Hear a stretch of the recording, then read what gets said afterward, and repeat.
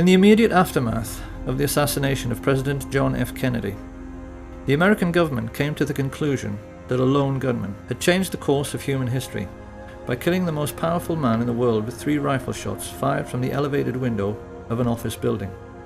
And for half a century, they have stuck rigidly to this fabrication, while critics, scientists, playwrights and poets have produced books and essays and films to prove beyond any shadow of a doubt that this version of our Western history is a physical impossibility.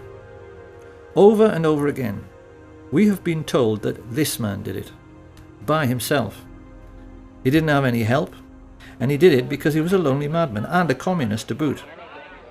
We are also meant to believe that there is nothing remotely suspicious in his being shot on live television in a basement full of police officers before he had a chance to tell his side of the story. So there is quite clearly no need to investigate further. Of course, every thinking person knows this is absolute nonsense. And being nonsensical, it naturally leads thinking people to ask some very important questions, like, why did the American government come up with such a lame and improbable scenario to account for what had happened? And then why did they stick with it so dogmatically for so many years afterwards? Exactly what and who are they protecting? And how can it be that even such venerable institutions as the BBC have played along with this charade in the intervening decades? We now know that there were actually 8 riflemen firing at the president on that day. We know where they were located in Dealey Plaza, and we know their names. However, those with sharp eyes will already be asking themselves why we were only showing the location of 6 assassins in this schematic. We're doing this because any casual onlooker who happened to be in Dealey Plaza at 12:29 on November 22nd, 1963, might well have caught sight of these 6. Many people did. Witnesses like Arnold Rowland, Richard Randolph Carr, Lee Bowers, Amos Hewins, Mary Morman, they all gave precise descriptions of men they observed in the windows of the book depository and on the famous grassy knoll. But none of them observed 2 of the riflemen who shot at the president. No one did. And the reason why no one did is itself the key to the mystery. A mystery which begins with a very simple question. Supposing you wanted to shoot at a man on a barren, empty street without anybody seeing you, where could you possibly hide? However, the riflemen who took part in the assassination were not as important to an understanding of what the Kennedy assassination was really all about as were a group of 20 men who had gathered together the night before at the home of Dallas oil millionaire Clint Murchison. These men were a much more important part of the story than the assassins themselves, because they hired the 8 snipers and paid them. We even know how much they paid them. So who were these men? What brought them together to orchestrate such a foul and despicable deed? Why did they, and more importantly those who came after them, cover up the crime with such ruthless brutality for so long afterwards? And how can it be that these men and what they stood for has left an indelible legacy which still influences our daily lives right up to the present day? To answer these questions, we must inevitably step back into history, and most people will not like this very much, because most people have very little interest in history. This, however, is going to be a history lesson, quite unlike anything that anyone has ever heard. It certainly will be nothing like what we are taught in school, and yet it begins with a name which most people have heard, but probably won't be able to place. The name of E.H. Harriman. Who was E.H. Harriman? Dynamite's ready, Butch. Mr. E.H. Harriman himself, he had the confidence of... Open the door or that's it!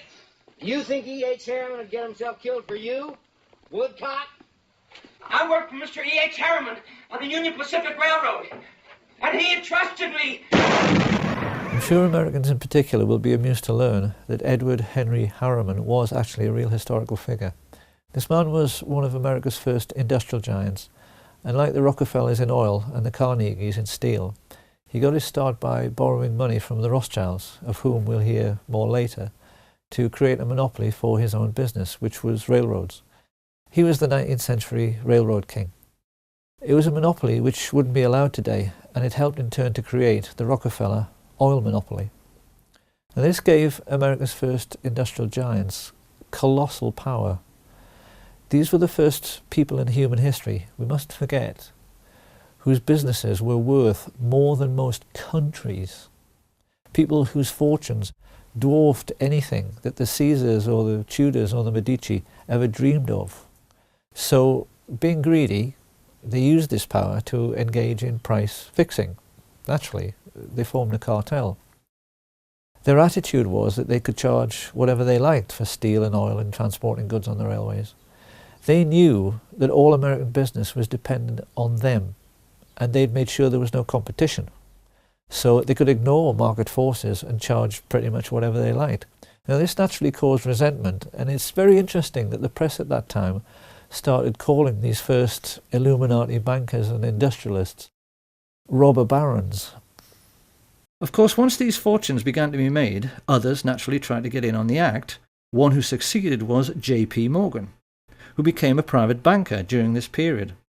But modern critics have discovered that far from being the richest man in America everyone thought he was, it turned out upon his death that Morgan actually only owned 17% of Morgan Bank, and that like so many others, he was simply a front for the Rothschild family. 5 years after E.H. Harriman died and handed on the business to his sons, W. Averill Harriman and E. Rowland Harriman, this new breed of Western business moguls faced their first really big test with the coming of World War I.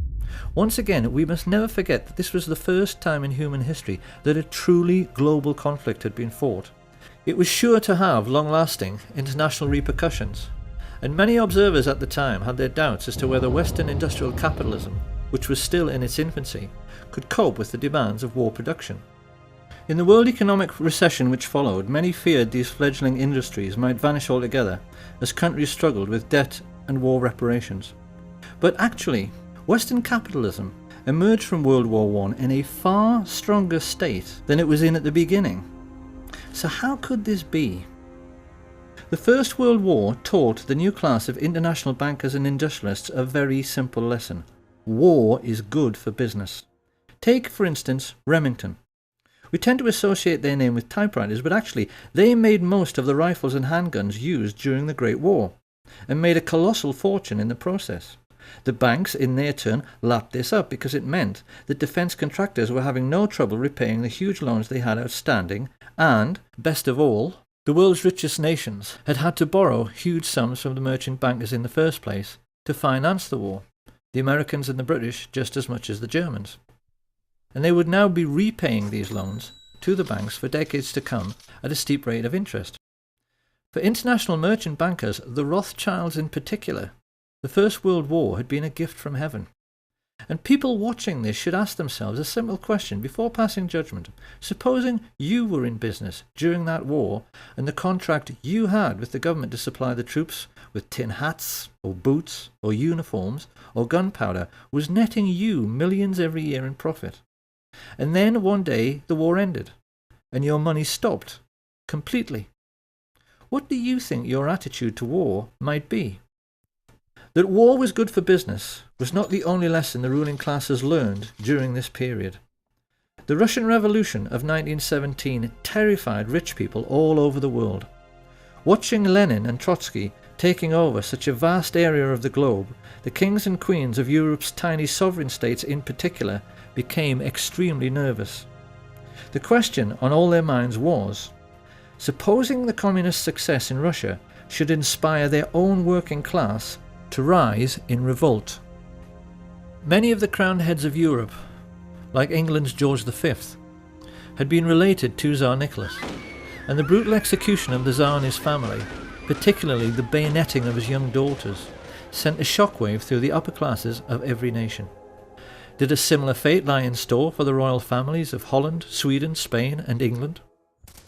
This question was lying heavily on the thoughts of the elite when the First World War ended in 1918, and it had the effect of focusing the minds of the new Illuminati bankers and industrialists on the question of what to do for best with a defeated and dilapidated Germany.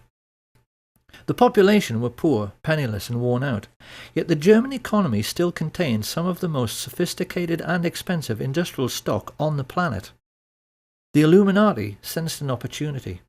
Supposing, as the world's first international businessmen, They could get their hands on Germany's steel mills, her coal mines, her factories, ports, and her shipbuilding industry. Over the years, certain names have become very familiar to those who maintain an interest in the Kennedy assassination. None more so than Allen Dulles, whom Kennedy fired after the Bay of Pigs disaster, and yet later he somehow managed to chair the Warren Commission, which was supposed to be investigating Kennedy's death. Something few people know, however, is that Dulles and his older brother John Foster Dulles wrote the Treaty of Versailles. They were both lawyers of Sullivan and Cromwell, and it was largely they who decided that the German people must pay war reparations totaling 135 billion marks. A mind-boggling sum at that time, which today translates into 250 trillion. When this was announced, the legendary UK economist J. Maynard Keynes maintained it was a ludicrous sum, and he did a swift calculation from which he reasoned that it would take Germany until 1988, 60 years hard labour, to pay it off. But it didn't. So why? Maynard Keynes sensed that the Dulles brothers, backed as they were by the new Illuminati, were trying quite deliberately to sabotage the German economy, and they succeeded. As mass unemployment led to hyperinflation, the famous stories of people papering their walls with worthless Reichsmarks and handing over their life savings for a loaf of bread soon followed. With German investors on their knees, the new Illuminati moved in and began buying up shares of stock in German industry at a knockdown price. Now, why did they do this? The cynical mind would say to make a buck, but it really wasn't that simple. What they wanted was to make Germany strong again so that she would become a bulwark against Soviet communism. Germany was fighting for its life. Certain measures were needed to protect it from its enemies. I cannot say that I am sorry we applied those measures. We were a bulwark against Bolshevism. We were a pillar of Western culture. A bulwark and a pillar the West may yet wish to retain. It was around this time that the newspapers, which these same rich people owned, made sure the word Bolshi, a truncation of Bolshevik, entered the English language, so that we would associate Bolshevism with aggression. And it was with these subtle and not so subtle methods that the international elite began to shape our destiny for the remainder of the 20th century. The intellectuals of the period were furious. They were incensed, they were depressed, and you get a very good feeling of the political atmosphere of the time from the diaries of the Labour politician Harold Nicolson, when he writes, "We have lost our willpower since our willpower is divided. The people of the governing class think only of their own fortunes, which means hatred of the Reds. Our class interests cut across our national interests, and I go to bed in gloom." With such heavy investment coming into the country, particularly from America and Britain, Germany began to recover very rapidly. And then the new class of international financiers began searching around for a homegrown, authoritarian political movement they could support. What they needed was someone they could count on to be both aggressive and expansionist. Ultra-right-wing causes, which at normal times would have been ignored and marginalised, were suddenly given very careful consideration, until finally the rich elite found a man and an idea which they felt might deliver the political outcome they desired. Adolf Hitler and his fledgling National Socialist Party. At the same time that the world's rich elite began grooming Hitler for his starring role, they also became even more deeply involved in military intelligence. I say even more because the Dulles brothers, Averell Harriman, and the chief of Remington, Samuel Bush, a man referred to as the original Merchant of Death, had a relationship with American military intelligence stretching back into World War I. The lesson here being that the American variant of military intelligence started out with businessmen protecting their investments, just as if they were a mafia. Right from the very beginning, it had nothing to do with national security and everything to do with money. In Hitler, the Illuminati had found a ready-made stooge who could be the face of this autocratic new movement. And when the time came to put together a new secret intelligence service which was going to help protect all the money they had tied up in the German economy, these men also found one was readily available: the Order of the Skull and Bones at Yale University. Discussion of secret societies is something of a minefield because it so easily invites ridicule.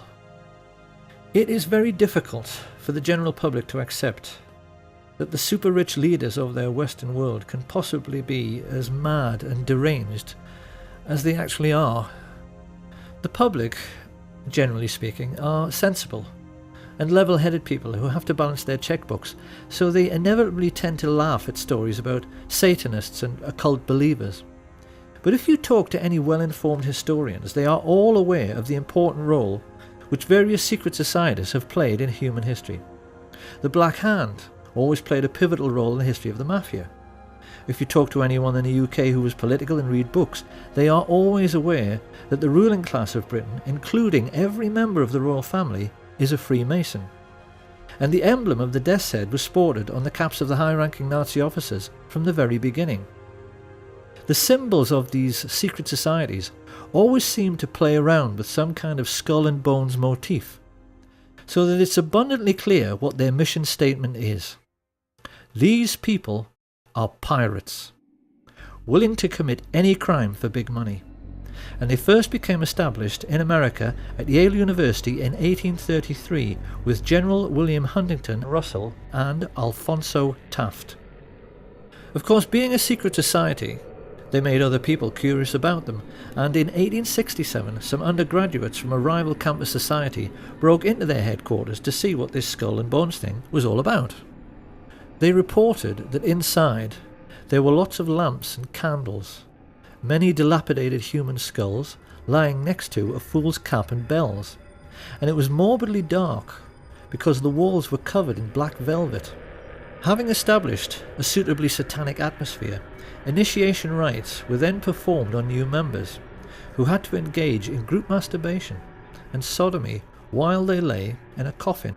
Now, it's very easy to dismiss all of this as bizarre, silly and irrelevant until you see the list of Skull and Bones members who have ruled America since Skull and Bones began. Although they only graduate 15 initiates a year, those 15 have always gone on to occupy the very highest positions in American society. US Secretary of State William Max Evarts was a Bonesman, as was Treasury Secretary Franklin McVeigh, Chief Justice Simeon Eben Baldwin, and the 27th President of the United States, William Howard Taft. The founder of American football, Walter Camp, came through Skull and Bones, as did the very first chairman of the Federal Reserve, Pierre Jay, and director of Standard Oil, Percy Rockefeller. Averell Harriman, the son of E.H. Harriman and founder of Harriman Brothers, the largest investment bank in the world, was a Bonesman, and so were both of the George Bush presidents. During his premiership, John F. Kennedy was surrounded by Bonesmen like McGeorge Bundy and David Acheson, son of Dean Acheson. Kennedy knew these men refer to each other as brothers under the skin. They swear an oath of secrecy and then ruthlessly vow to help each other's careers in any way they can throughout their lives, even if it means committing murder. In Britain, every literate person knows that all of the top police officers are Freemasons, because if there are 10 candidates for a top job, a Mason will always select a brother Mason for the post. Skull and Bones works the same way, and JFK took this problem so seriously that he even made speeches warning America about the danger of secret societies. The very word secrecy is repugnant in a free and open society, and we are, as a people, inherently and historically. He knew the people on this list were neither silly nor irrelevant, because he knew they were the real holders of power in America, operating as they were, as an unelected shadow government accountable to no one. And it was these same people who brought Hitler to power during the 1920s by becoming business partners with leading German industrialists. The reality of the situation prevailing at that time can be very easily understood, simply by looking at the cover of Fritz Thiesen's book, I Paid Hitler, on which he is depicted as a puppet master, controlling Hitler's strings. Thiesen was a billionaire industrialist. He was the man who built the Bismarck. His company, United Steelworks, made 3/4 of all Germany's steel, and he joined together with Skull and Bones members Prescott Bush and George Herbert Walker to financially assist the Nazi Party. Together they recruited head of the German central bank Hjalmar Schacht to the fascist cause, and then combined with other leading industrialists to sign the letter which convinced Hindenburg to appoint Hitler as Chancellor on the 20th of February 1933. Had anyone inquired around this time about the postal address of the Nazi Party, they could legitimately have been told that it was 39 Broadway, Manhattan, New York, because this was where Averell Harriman, Prescott Bush and George Herbert Walker kept their office. And being no fool, Fritz Thyssen used their banking services to set up secret cash funds funneled through another bank in Rotterdam, the Bank voor Handel en Scheepvaart, to finance the building of the first official Nazi Party headquarters, the Brown House. This was all done with the full cooperation of the Dutch bankers, who orchestrated this entire sinister business with the assistance of the Thyssen family lawyer, Alan Dulles. Of course, the Germans themselves were ecstatic. We've all seen the newsreels from that time in which they are stomping around in their jackboots, acting like a master race, because they had swallowed the propaganda that they were being led to glory by a Superman who had rebuilt the economy and Germany's infrastructure all by himself. This was a lie. Hitler didn't have any money. You can only build autobahns with one thing: capital investment, and that investment came mainly from America. The Nazis were also given a lot of help from the City of London, help which came mainly in the shape of Sir Montague Collett Norman, Governor of the Bank of England. Norman was connected to Bush and Walker through the merger of Harriman's with the Brown brothers, who traded in London as Brown Shipley, hence Brown Brothers Harriman. The people behind this multinational investment bank had a long-standing racial tradition. Few British people at the time were aware that they only enjoyed relatively cheap clothing, because it was all made from slave cotton brought from America on the Brown Brothers ships and sold to British mill owners. Montague Norman was heir to this colossal Brown Brothers fortune. As the de facto head of world banking, he made no secret of his only being interested in the richest 1% of people. And even as the newspapers began to fill with stories of Nazi concentration camps, he still declared himself to be Hitler's most avid supporter. "We must lend Nazi Germany 90 million marks," he declared. "It may never be repaid, but it will be less of a loss than the fall of Nazism."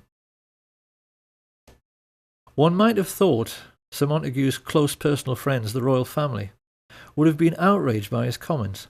Nothing could be further from the truth. It is part of the remit of this film to try and make people aware of the tricks the rich play in order to control how we think. George Orwell once said that the ruling class in every age have tried to impose a false view of the world upon their followers. And there's no better example than the way in which the British have been duped into believing that their royal family are called Windsor and descend from English kings like Henry VIII. The British royal family are, actually, German, and their real name is Saxe-Coburg-Gotha. They only changed it to Windsor after Windsor Castle in 1917 to hide the fact that they were German during the First World War. Prince Harry, in honour of his German roots, has been known to dress as a Nazi on several occasions. Dozens of critics have pointed out that the Duke of Edinburgh's brother was the head of the Nazi SS. And King Edward VIII, before he abdicated to marry the American divorcee Wallis Simpson, visited Hitler to make it abundantly clear to the whole world that he too was a Nazi. He even signed his name Herzog von Windsor.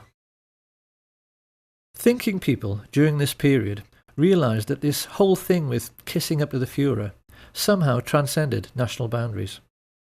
The rich people from the most diverse countries had bonded together because they all shared a common goal. The kings and the queens and the international bankers and industrialists wanted to make certain communism could never succeed. They were determined they weren't going to finish up like the Russian royal family.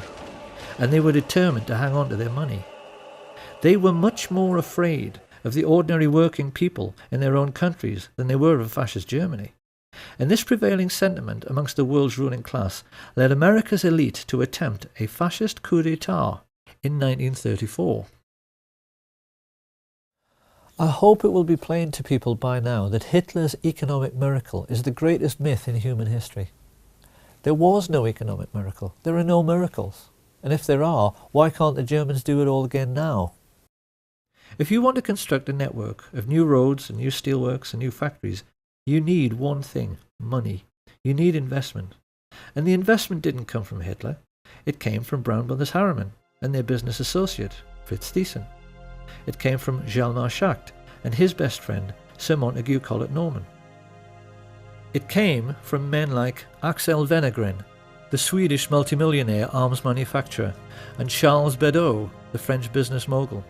These people were all in the same bed with their Nazi friends, the Duke and Duchess of Windsor, the Dulles brothers, Prescott Sheldon Bush, and George Herbert Walker, with whom they'd created the Union Bank for laundering Nazi money. And with stage one of their plan for world domination complete, they now turned to the second phase, which was meant to be the overthrow of American democracy and the imposition of fascist government upon the United States. In order to pull this off, these Nazis raised money from America's richest families, many of whom, in this new consumerist society, had become household names. The Colgate family, the Birdseye family, the DuPont family, the Rockefeller family. These people handed over millions to the American financiers of Hitler so they could hire, train and supply a private army which would attempt to overthrow the democratically elected government of Franklin Delano Roosevelt and impose fascist dictatorship in America.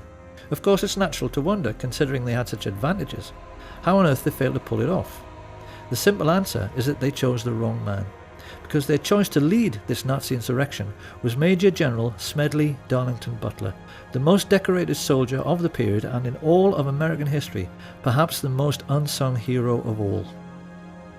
Because Smedley Butler was the most genuine Democrat and lover of liberty the world has ever seen. I appeared before the Congressional Committee, the highest representation of the American people, under subpoena to tell what I knew of activities which I believe might lead to an attempt to set up a fascist dictatorship. The plan as outlined to me was to form an organization of veterans, to use as a bluff, or as a club at least, to intimidate the government and break down our democratic institutions. The upshot of the whole thing was that I was supposed to lead an organization of 500,000 men, which would be able to take over the functions of government. My main interest in all this is to preserve our democratic institutions. I want to retain the right to vote, the right to speak freely, and the right to write. If we maintain these basic principles, our democracy is safe. No dictatorship can exist with suffrage, freedom of speech and press. Smedley Butler tricked the plotters into thinking he was interested for just long enough until he was sure who all the major players were, and then he told the president. This put FDR in a quite impossible position. America at that time was just coming out of the Great Depression. The last thing he wanted was to cause another economic downturn, and he feared that if he scooped up all the leading bankers and captains of industry in the United States and threw them all in jail, the country just might fall apart. So what could he do? To Smedley Butler's utter incredulity, he chose, in the end, to do nothing. In spite of the fact that these men had committed treason and should have been hanged, their power was such that they were not even charged, let alone tried. And so great was their influence, they were able to keep America out of the war until December the 7th, 1941.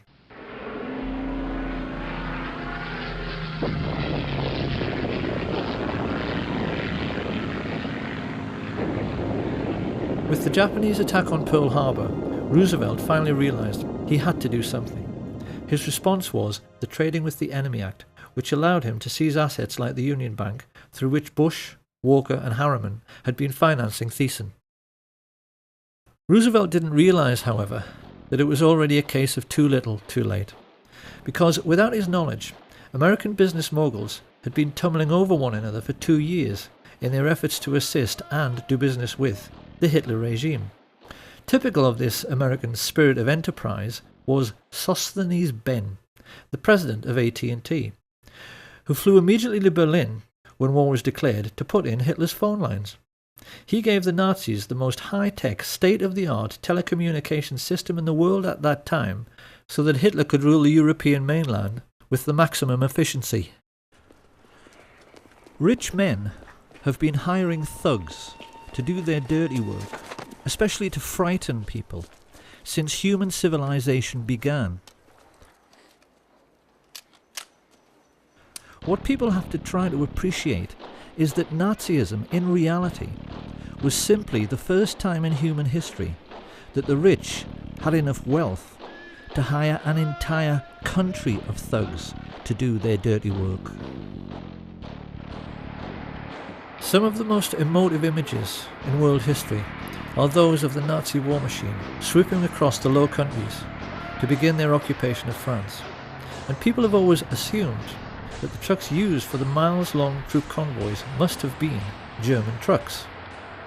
But if anyone at that time had taken the trouble to lift up the cowling and look at the engine, they would have found these were actually Ford trucks, which had been built with personal permission from Henry Ford, who was sitting in his office 4,000 miles away in Dearborn, Michigan, a service for which he was given the Grand Cross of the Eagle, the highest honor the Nazis ever bestowed on a civilian.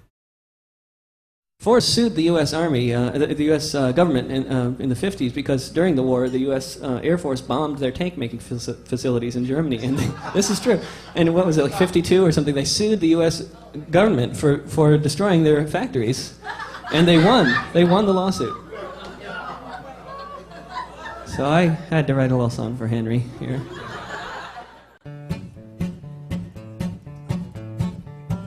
Ford built tanks for the Nazis, and the Nazis used those tanks to gun down lots of soldiers in the U.S. Army ranks. Yes, Henry Ford was a fascist, and a nasty one was he. He built tanks for anyone for the proper fee. Hitler so admired Henry Ford, he kept a life-size portrait of him on the wall next to his desk, and even his legendary Panzer tanks were tainted by these sorts of practices, because they were made by I.G. Farben, who had entered into a cartel with the Rockefellers' Standard Oil. The government in Washington knew all about this, and largely did nothing. Licensing arrangements for trading with the enemy in wartime were issued without any fuss, even to the extent that after the occupation of France, the Chase and Morgan banks in Paris simply carried on doing business as usual. The incredible truth, which the rich elite have managed to hide from the world for 70 years through their control over school books and our education system, is that the Nazi war machine was actually an American business. And for the Rockefellers, DuPonts, Harrimans, Walkers and Bushes in particular, it was a highly lucrative business. For their part, Coca-Cola's contribution to the war effort was to sell billions of soft drinks to the thirsty Nazis, while they were strafing and bombing Allied soldiers, particularly in very hot regions.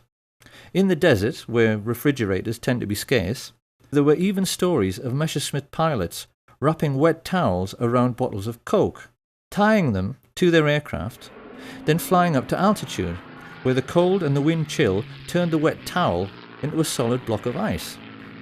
They would then dive down, crack open the towel, and enjoy an ice-cold Coke in the desert. If they had wanted to, the Western multinationals could have grounded the Luftwaffe and stopped the war at any time, because the German aircraft were totally dependent on imported supplies of tetraethyl lead, an additive which prevents knocking in aero engines. But Standard Oil kept the supply of this vital resource going through neutral Switzerland for the entire war. And any Dutch people who might be wondering at this point what kind of percentage the Swiss took from this little arrangement, they need to be aware that thanks to Prince Bernhard von Lippe of the Netherlands, the father of the recently retired Queen Beatrix and prominent member of the Nazi Party, Royal Dutch Shell gave Hitler millions of tons of crude oil for nothing. The Dutch royal family actually fueled the invasion force which annexed Holland and were instrumental in helping the Nazis to rape their own country. But most shocking of all is the truth of what really happened in the little Polish town of Oświęcim. This sleepy little hamlet just happened to be in an extremely mineral-rich region, particularly for coal, which Western industrialists had wanted to get their hands on for years. With the coming of the Hitler regime and the invasion of Poland, the fascist financiers had the bright idea of turning this conquered region into an investor's paradise by building a Nazi concentration camp near the town and utilising the slave labour available to drastically reduce their own production costs. Few people are aware of the gigantic scale of the Nazi concentration camp network, and are blissfully unaware that the real purpose behind their construction was to make a profit for the rich, which is why they stole all the gold watches, gold wedding rings and gold teeth fillings and melted them down into gold ingots.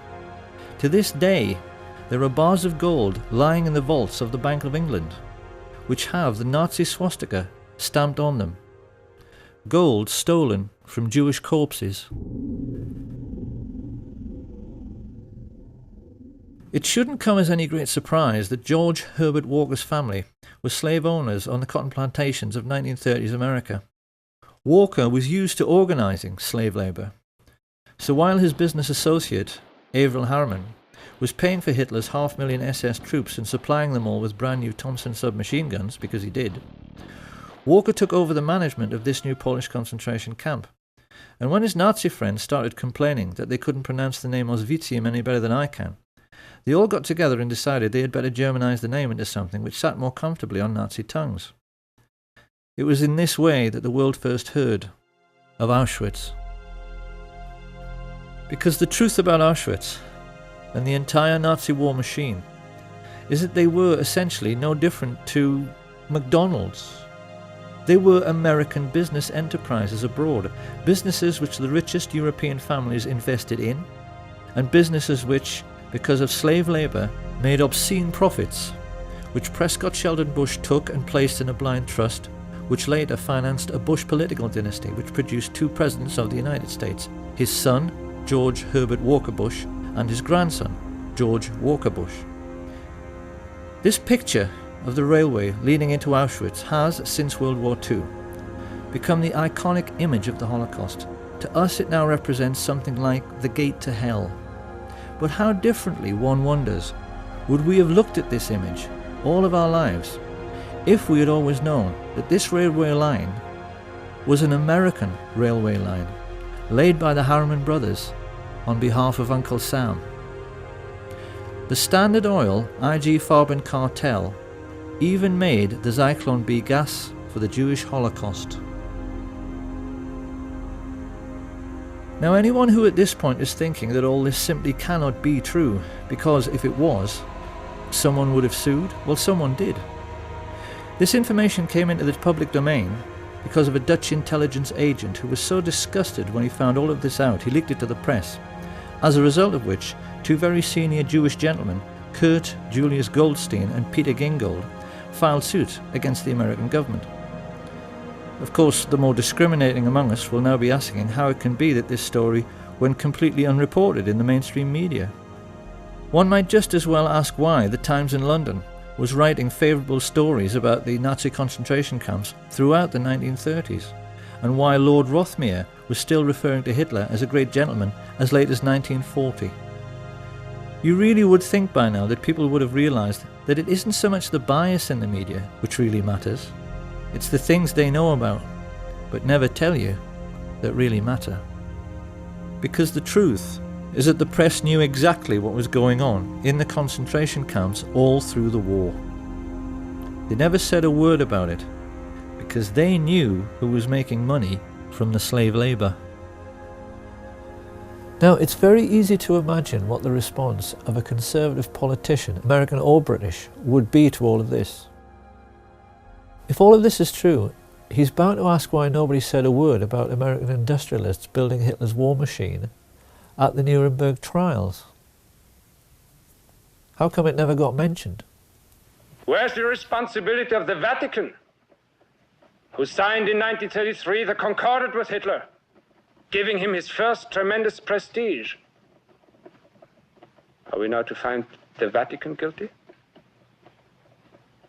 Where's the responsibility of the world leader Winston Churchill, who said in an open letter to the London Times in 1938, 1938, Your Honor, were England to suffer national disaster, I should pray to God to send a man of the strength of mind and will of an Adolf Hitler. Are we now to find Winston Churchill guilty? Where's the responsibility of those American industrialists who helped Hitler to rebuild his armaments and profited by that rebuilding? Are we now to find the American industrialists guilty?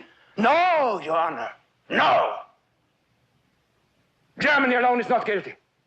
The whole world is as responsible for Hitler as Germany. It is an easy thing to condemn one man in the dark. It is easy to condemn the German people, to speak of the basic flaw in the German character that allowed Hitler to rise to power, but at the same time, comfortably ignore the basic flaw of character that made the Russians sign pacts with him. Winston Churchill praise him. American industrialists profit by him. American industrialists profit by him. Profit by him. Profit by him. Profit by him. Profit by him. Profit by him. Profit by him. Profit by him. In school, we are taught that the Allies defeated Nazi Germany in World War II. This is not true. The Nazis won the war. Because the real Nazis, the rich, played on both sides. That's what a rich businessman does. He arranges things so that he is well thought of by both sides, so then whoever wins, he wins, and his money is safe. Now, a lot of people will still think it is simply ludicrous to suggest the Second World War was a phony war. They are bound to say that no one who was there at the time thought it was a phony war. Really? A new baby, 200 gross of buckles, unlimited petrol, and all the whiskey you want. You're sitting pretty, aren't you, Holden? Yes, it is a lovely war. Well, wouldn't you if you were in my place? Wouldn't everybody? Doesn't everybody? The war's a blasted phony anyway. I'm a bit tired of that. Tired of what? This phony war business. Well, isn't it? No, it's not. I've just come out of hospital after 10 days in an open boat off the Faroes, and I'm sick and tired of blokes like you with soft jobs ashore. Come outside. Now, don't be silly. I've lost 2 fingers off that hand, but I'm going to take you outside and knock your block off with my right. Ah, take it easy. There's no need for that. I'm sorry, I apologize. I'll come outside if you insist. That won't do any good. It's not his fault. It's the fault of all of us. You make me sick. All of you. It may be a phony war to you, but it's not to all the boys at sea. It never has been.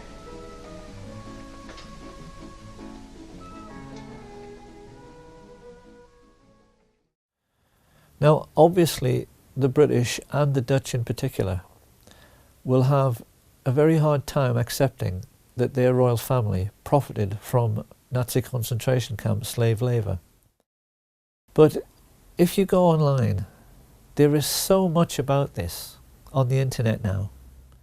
It's become plain that historians are more and more proving that those days were really all about the Western world's rich coming together to fund a Nazi war machine which was meant to protect them from the Soviets. The Duke of Edinburgh practically admitted this when he said, "In those days we were anti-communist because the Russians killed half my bloody family." And when this cabal of secret Nazis got together to discuss how they were going to pay for this Nazi war machine, because rich people never accept a loss, they hired a psychopath, Hitler, who they knew would go along with their building concentration camps so that slave labour would pay for all the planes and the tanks and the guns. And you can see in the more intelligent movies from that period, like Hitchcock's Saboteur, that the artists and writers of that time knew the rich were fascist and completely understood what they were really up to. Why is it that you sneer every time you refer to this country? You've done pretty well here. I don't get it. No, you wouldn't. You're one of the ardent believers, a good American. Oh, there are millions like you. People that plod along without asking questions. I hate to use the word stupid, but it seems to be the only one that applies. The great masses, the moron millions.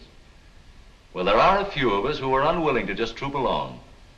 A few of us who are clever enough to see that there's much more to be done than just live small, complacent lives. A few of us in America who desire a more profitable type of government. When you think about it, Mr. Kane, the competence of totalitarian nations is much higher than ours. They get things done. Yeah, they get things done. They bomb cities, sink ships, torture and murder so you and your friends can eat off of gold plate. It's a great philosophy. I neither intend to be bombed nor sunk, Mr. Kane.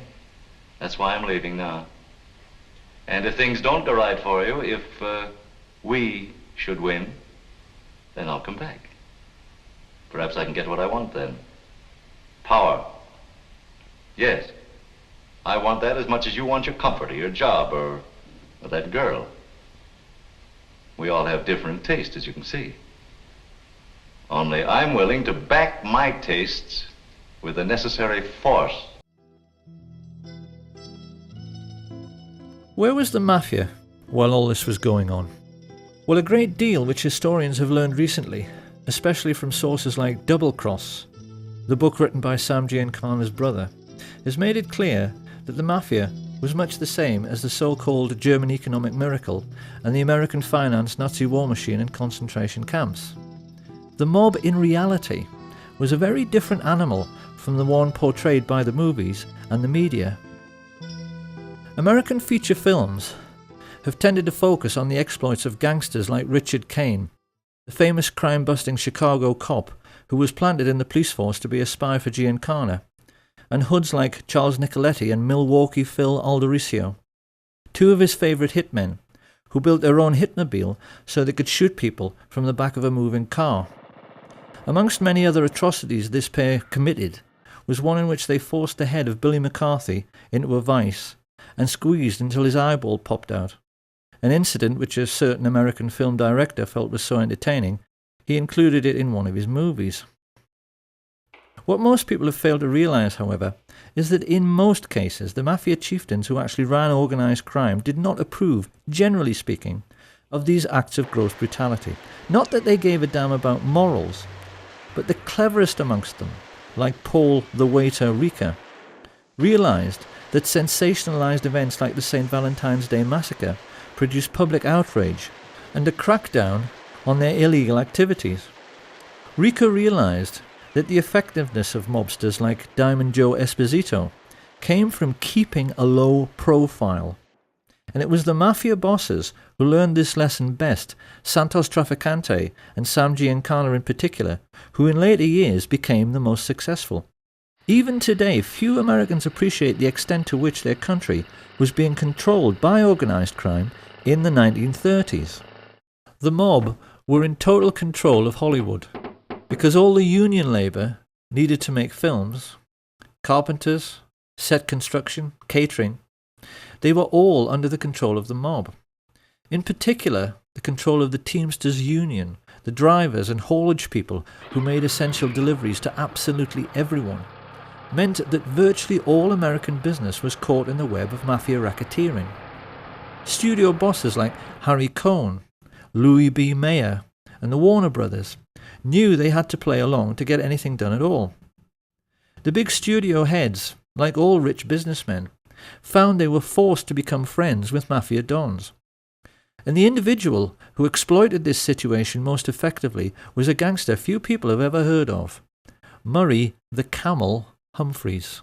Generally speaking, the ethnically Italian gangsters of this period were coarse, brutal, and most importantly, ignorant men. They had no education. They couldn't hold an intelligent conversation because they'd spent no time in school. Don Corleone, I am honored and grateful that you have invited me to your daughter's wedding.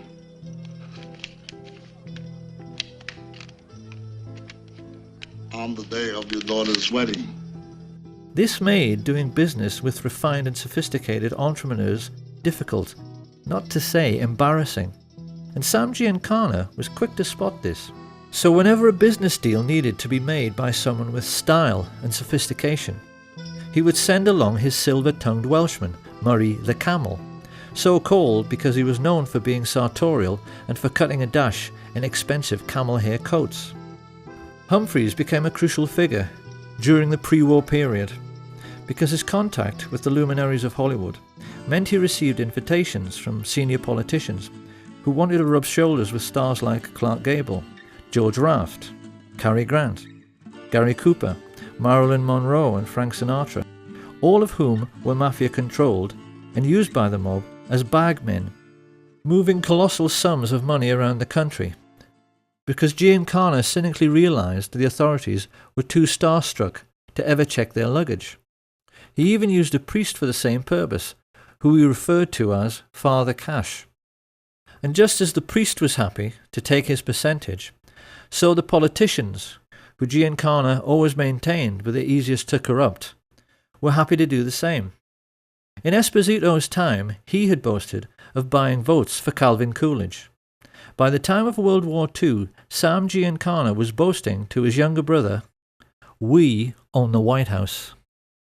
He was adamant that every state governor, congressman and senior judge in the country was on the take, and the mob's most spectacular success, as they sought control over all the big players, was their corrupting of FBI Director J. Edgar Hoover. It's become fairly widely known in recent years that Hoover was a transvestite homosexual. What is less well known is the elaborate scheme he dreamed up for accepting mafia bribes. What he used to do was to go to the $2 window at the racetrack, where he was photographed many times by the press to give himself a clean, upstanding image. What the pressmen didn't know was that he always took along a crooked emissary who placed huge bets, which ran into the thousands, at another window on races which were fixed by the mob boss Frank Costello. By keeping Hoover supplied with millions in winnings and holding on to compromising photographs of the FBI chief having sex with his lover, Clyde Tolson, which several CIA agents claim they've seen, the mafia had American law enforcement entirely under their control. So the question then is, what do you do with that kind of power? The answer is that when you're the American mafia, you routinely wipe out what they call do-gooders. This is how organized crime has influenced American society for nearly a century. If a decent man becomes a rising star in politics and looks as if he might try to make a better life for ordinary people, they simply kill him as a matter of routine. And in the book they wrote together, Chuck and Sam Giancana Jr. are at pains to point out that a classic early case of this practice was the assassination of Anton Shermack. Shermack was a Democratic politician who had tried to crack down on Al Capone's bootlegging operations. Many felt he would go on to become a great president himself, until he was shot while on stage with FDR by Giuseppe Zangara. After the murder, Zangara claimed it was a political act, and he ought to be entitled to clemency because he simply hated all rich people. But this was actually what he'd simply been told to say by the mob, who were using him as a fall guy. When he went to the electric chair, Sam Giancana turned to his brother and expressed his pleasure at how nice and neat the whole affair had been. And he further explained that choosing a patsy to wipe out a politician who was a do-gooder was something the Italian mafia had been doing forever. It was a practice as old as the Sicilian hills, and he was amazed at how the mafia kept getting away with it, because you really would think people would catch on. This was 1935. You have a decent chief executive murdered in broad daylight, shot by a patsy, who was later killed himself by the authorities. Does this sound familiar? However, even in Shermack's time, the mob could not be said to be in complete control of American life, because while they controlled the streets through their influence over politics and the justice system, they were not yet in control of the United States military or its mainstream media. Tragically, this all started to change with a series of events which began with the scuttling of the SS Normandie by a Manhattan-based Nazi agent. This was February the 9th, 1942. And having just joined the war, the United States was trying to keep its allies supplied with vital war material, using convoys which were loaded on the waterfront and sailed almost every day out of New York Harbor. As everyone knows, many fell prey to the wolf packs of German U-boats, and the Normandy had been designed for much greater speed specifically so that she could outrun them. When she fell to sabotage, it was a colossal blow to the Allied war effort, and in response a naval intelligence officer, Anthony Marslow, decided to enlist the help of the New York Mafia because he knew they were in control of all commercial activity on the docks. The subterfuge by foreign intelligence agents ceased, but the price America paid was calamitous, because getting the Mafia's help meant getting permission from the boss of bosses, Lucky Lucanio. It is one of history's great ironies that the United States government went crawling to the Mafia for help at a moment when the mob themselves had just been severely weakened and could have been crushed altogether by an administration with enough political will. The notorious Lucanio had just started a 40-year prison sentence in Great Meadow Penitentiary, and most of his Sicilian gangsters back home were already behind bars, having been caught up in Mussolini's Mafia purge. Being himself Italian, Mussolini knew there was only one way to deal with the Mafia, and when he came to power, he ordered his Iron prefect, Cesare More, to simply lock up all the Mafia families in Sicily, which wasn't exactly difficult because everybody knew who they were. Of course, after the Allied invasion of Sicily, Marslow then compounded his error by choosing Sicilian Americans like New York Mayor Charles Paletti and OSS officer Joseph Russo, whose father was born in Corleone, to head AMGOT, the Allied military government, whose job it was to restore community cohesion on the island. And of course, their way of doing this was not only to let all the mafiosi out of jail, they even made known mob bosses like Genco Russo and Don Calogero Vizzini into the heads of local government and gave them full civilian and military power over the island. So this was the accident of history through which the Mafia began its relationship with American military intelligence. It was a catastrophe for Italy, which has been ruled over by organised crime ever since. It was a catastrophe for Sicily, which suffered a brutal murder every 3 days in the post-war period, and it was a catastrophe for America, which saw many once vibrant communities, particularly in New Jersey, have the heart ripped out of them by Mafia extortion and drug dealing. Lucky Luciano was deported after being released from jail, and having found a kindred spirit in another secret organisation, the newly created Central Intelligence Agency, he was then able to combine the activities of organised crime, particularly international drug running, with smuggling of American-made weapons. This unholy alliance gave the world its first ever pirates who flew aeroplanes. That's what these people became. Pirates with aeroplanes. The CIA became the world's primary import-export of narcotics and used the colossal profits to fuel wars around the world, thereby enabling their friends in the military-industrial complex to sell yet more weapons. Under the disguise of liberal democracy, these men, who had financed Hitler, became the enemies of liberty and democracy on a planet-wide basis. And as if to underline their Nazi credentials, they also hired all of the former German Nazi intelligence officers, like Reinhard Gehlen, who were out of a job at the end of the war, and brought them into the fold at the beginning of the Cold War, even though they were perfectly well aware that these men had committed genocide and should have been prosecuted as war criminals. Their attitude, quite clearly, was that as they had paid for Nazi Germany, they were entitled to pick over its carcass in any way they chose. This was yet another political catastrophe for the United States, because these were the people who put together the notorious Operation Paperclip, which rounded up all of the Nazi rocket scientists, like Werner von Braun, and put them to work for their new American Nazi owners to give them, for the first time in human history, ICBMs with nuclear warheads. They became the first men ever to have the power to destroy the whole world at the touch of a button, and it was clear to many observers at the time that it all rather went to their heads. I can no longer sit back and allow communist infiltration, communist indoctrination, communist subversion, and the international communist conspiracy to sap and impurify all of our precious bodily fluids. They saw themselves as giants, who were looking down and laughing upon this planet of tiny fools who were stupid enough to go on and on killing each other, while they sold arms to both sides throughout the Second World War. Focke-Wulf aeroplanes, which bombed American soldiers, were manufactured by IT&T. Allied sailors were drowning in a freezing North Atlantic because their convoys were sunk by guns of Nazi battleships, which swiveled on American-made ball bearings. American soldiers were crushed under the wheels of tanks and trucks made by Henry Ford and John Rockefeller, and gassed to death by the same people. Sam Giancana took the trouble to explain how this cynical process worked by composing just one terse, simple sentence, which his brother wrote down for posterity. "People give their lives," he said, "just so a few fat cats can make a killing." And this was precisely what Smedley Butler had tried to explain to the world with his book, War is Just a Racket. At the war's end, the rich elite found fortune continuing to smile on them.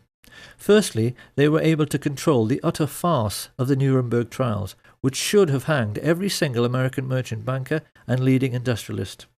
As it was, their contribution to World War II remained hidden from public scrutiny, and they were even allowed to gerrymander light sentences for their German Nazi friends, like Hjalmar Schacht, who got off with just a few years and later retired as a billionaire. But best of all was that the one man who might have been a check to their power passed away as soon as the war was over.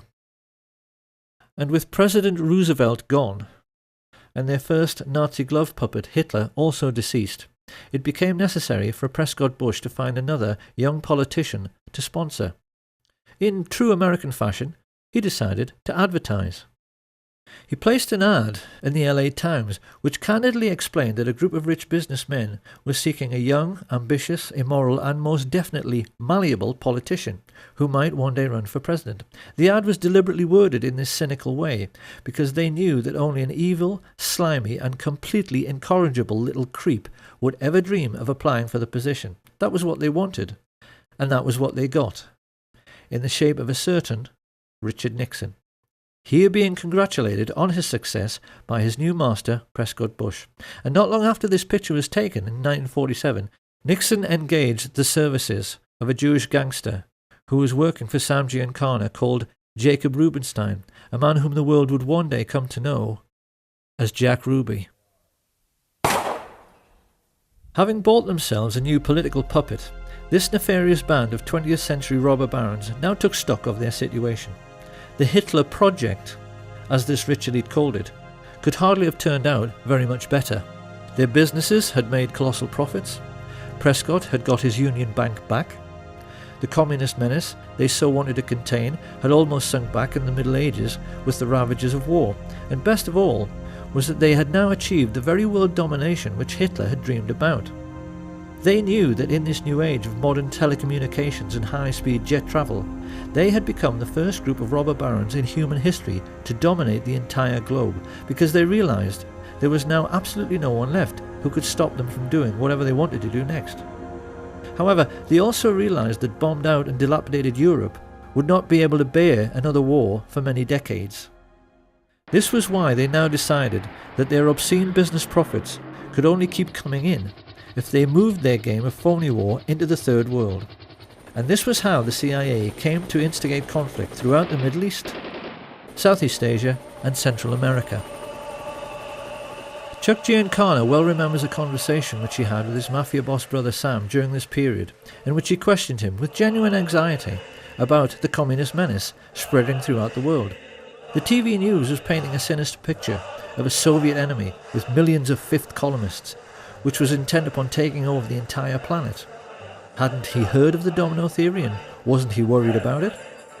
In response, Sam Giancana simply smiled at his kid brother's naivety, and he asked him, didn't he realise that the United States, by which he meant the shadow government, not the official one, wanted to take over the world as well? And that the whole idea of communism was just the excuse they were using to do it? He told him that in China they had already succeeded in getting a member of the Chinese mafia, a brutal gangster called Mao Zedong, into power, just so they could sell more cigarettes in Asia. Communism was just their excuse. And it was pretty much the same story in the Philippines, with a crooked politician the mafia levered into power called Ferdinand Marcos. As for the United States, Big Brother Sam explained that the fat cats were fully aware that Americans will do anything for patriotism. Hence, you must always provide them with an enemy, a boogeyman. They won't overwork themselves just to make huge profits for fat cats, for any other reason. So new enemies had to be found or created. This is what Joe McCarthy's Reds Under the Bed scare had really been all about. And they used the same excuse in Laos, Chile, Guatemala, El Salvador, Iran, Honduras, Vietnam and Cuba. If a small country refused to go along with American business interests, which basically meant with the rights of Western multinationals to pay slave wages to third world peasant farmers growing commodities like tobacco or sugar or fruit, they simply labelled them as communist, assassinated the democratically elected head of state with teams recruited from their secret societies, the Central Intelligence Agency and the Mafia, and put in a man favourable to their interests, as with the Shah in Iran. Simple. And even more to this, Giancana explained to his brother that the political game at home had to be played in the same way as the phony war game abroad.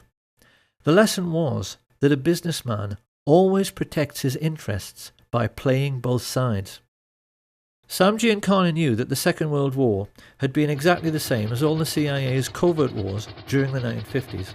They were conducted in order to make more money for the super-rich, because in every case they were selling weapons and fuel to both sides just as they had the Germans.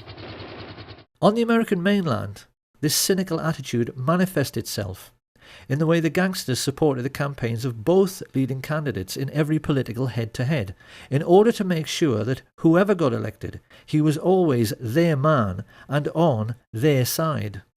So this was the real political world which the young Senator John F. Kennedy became a part of in 1950s America. It was a world ruled by a super-rich cabal of secret Nazis who had built the fascist war machine and concentration camps purely to protect themselves and their money from socialist Russia. Having avoided prosecution for the greatest crime in human history, they were confident that they could kill anyone and get away with it, particularly if it was someone who might interfere with their power to instigate phony wars in order to make huge fortunes by lending money and selling weapons to both sides. The war in which he himself had bravely fought was a sham, and even John F. Kennedy did not understand this. Or perhaps we should say that he didn't fully understand what was going on. He and his younger brother Bobby were certainly all too keenly aware of the extent to which their country was in the grip of organised crime, because their own father, the patriarch Joseph P. Kennedy, had made his personal fortune from running illegal liquor during the days of Prohibition, activities which earned him the nickname Bootlegger Joe. Experienced people are aware that the tendency of each new generation to reject the ideas of the previous generation is an abiding characteristic in human affairs, and it is perfectly plain that with Jack and Bobby it had the effect of making both men highly principled. Their own father had associated with crooks and gangsters, and it was quite clear from their style and their outlook that they had made a commitment to make up for the sins of their father by rejecting this sinister world of hoods and crooks and corrupt politicians, by being honest and decent. If you take a look at any group photo from the early days, it's clear these men are being determinedly clean-cut, with the accent heavily on the clean part. They knew their father's generation were dirty. It couldn't be more obvious that they were determined to be the opposite. The question was, how were they going to free themselves and their country from the entanglements of the crooked politicians and the psychopathic mafia dons, who together were controlling the whole of American life like some multi-legged fascist octopus? How they were going to pull this off was something they were discussing ad nauseam when, in the late 1950s, they found out their father was in big trouble. A contract had been taken out on Joe Kennedy's life by the Purple Gang, the Jewish mafia of New York, who had accused him of swindling them out of a fortune. Joe Kennedy was really scared, and he turned for help toward the one man in North America who he knew had the power to get the contract called off, Sam Giancana. Giancana had done business with Kennedy for years, so he agreed to help, but he wanted something for it. He was all too aware of Joe's political ambitions for his son and of JFK's outstanding good looks. He wanted assurances that if Jack one day made it to the White House, Joe Kennedy would see to it that the heat the two brothers had been trying to turn up on the Mafia would be turned down. And, according to Chuck and Sam Giancana Jr., Joseph P. Kennedy, just to save his own skin, agreed. Will you tell us anything about any of your operations, or you just giggle every time I ask you a question? Declined to answer because I honestly believe my answer might tend to incriminate me. I thought only little girls giggled, Mr. Giancana. In this way, a very confused situation was created, because Sam Giancana, the very kind of mob boss whom the Kennedys had been fighting so hard through the McClellan Committee to put in jail, now thought that they should and would be grateful to him. It was this expectation and this misunderstanding which now led Giancana to try to draw the Kennedys more and more into his dark world, something which he appeared to be succeeding with in the way that first Peter Lawford and then Frank Sinatra established relationships with both men. Lawford married Kennedy's sister. Everyone is voting for Jack. Sinatra was putting together campaigning jingles, and it must have seemed to many insiders at the time that when Sam Giancana went around boasting that, as usual, he had everything under control, and that when Jack got to the White House it was going to be a dream ticket for the Mafia, that it must all be true. His boys appeared to be partying together. And those who were in the know were aware that JFK had at least some sort of relationship with Judith Campbell Exner, Sam Giancana's girlfriend. What we haven't known until now is that JFK was hoodwinking Giancana all along. The role that Judy Campbell played was mostly that of a go-between. What Kennedy was doing through her was giving Giancana FBI reports on mob bosses to make him think that law enforcement were not all that well informed about the Mafia scams and their movements, nor even terribly interested. What Giancana did not know was that the FBI reports he was receiving were carefully selected and most definitely incomplete. Kennedy was not helping Giancana. He was not keeping him in the picture. What he was doing was pulling the wool over his eyes. For the first time in his life, Sam Giancana was perplexed, and he became more confused when there was a sudden freezing over of relations. JFK abruptly ended his relationship with Sinatra, and Judy Campbell suddenly found the White House were refusing her calls. Even more to this, Giancana's limitations were shown up in the way he completely failed to comprehend that Kennedy truly was decent and honest. He apparently had many conversations with Murray the Camel Humphreys around this time, in which both were reassuring each other that Kennedy's white knight lifestyle was just a political game to make him look good. Quite clearly, this cynical outlook was the product of living in their dark and corrupt world. They had never known an honest and decent man, because in the Mafia there's no such thing. There is no record of what was said during the 3 meetings which JFK had with Giancana and his father at the Fontainebleau Hotel just prior to the 1960 general election. But it does now seem that in this most titanic battle of wits between the craftiest criminal in America and the most brilliant politician the world had ever seen, Kennedy had won. He had played the Mafia at their own game, and played it better. Why did John F. Kennedy do this? Because he must have known just what a dangerous game he was playing. There certainly appears to be no doubt, now that we ourselves are aware of the all-pervading influence of organised crime in America at that time, that this brave and decent and honest man had realised that he could never get rid of the Mafia and their dirty fascist friends in politics, industry and banking without first enlisting their help. He had to trick them. And with this new understanding, we can now see, for the first time, with the correct perspective, the motives, characters, intrigues and diverse political interests which were gathering against President Kennedy when he took the oath of office. Organised crime were fearful of JFK before he ascended to power, because the shrewdest amongst them were getting a sense that he had outfoxed and outmanoeuvred the all-powerful Mafia bosses. But the big mistake researchers have made in the past has been to not understand that every American oligarch, the big oil men, the captains of industry, the merchant bankers, the intelligence chiefs, were all crooks and gangsters as well. The biggest crook in the land was the head of law enforcement, J. Edgar Hoover. This is what historians have failed to understand until now. When JFK appointed his 32-year-old kid brother to the post of Attorney General, these people collectively froze. It now fully hit home that JFK really was honest and decent. It hit home that he wanted to make his country as honest and decent as he was, and that he actually believed that with the help of his energetic and determined crime-busting brother that he could do it. His attitude, of course, stood in marked contrast to the man whom Kennedy was saddled with as his running mate. Anyone who has any doubts about the moral rectitude of the average American politician of that time has only to look at the career of Lyndon Baines Johnson to see that, generally speaking, they were worse than the Mafia itself. From his involvement with the Box 13 scandal and through all of his dealings with his crooked Texan business associate Billy Solestes, LBJ proved again and again that he was every bit as unscrupulous as any mob boss and willing to do absolutely anything for power. This was a man who'd had his own sister Josepha murdered by his personal hitman, a highly intelligent and psychopathic killer named Malcolm Wallace, who later shot dead the golf professional John Douglas Kinzer.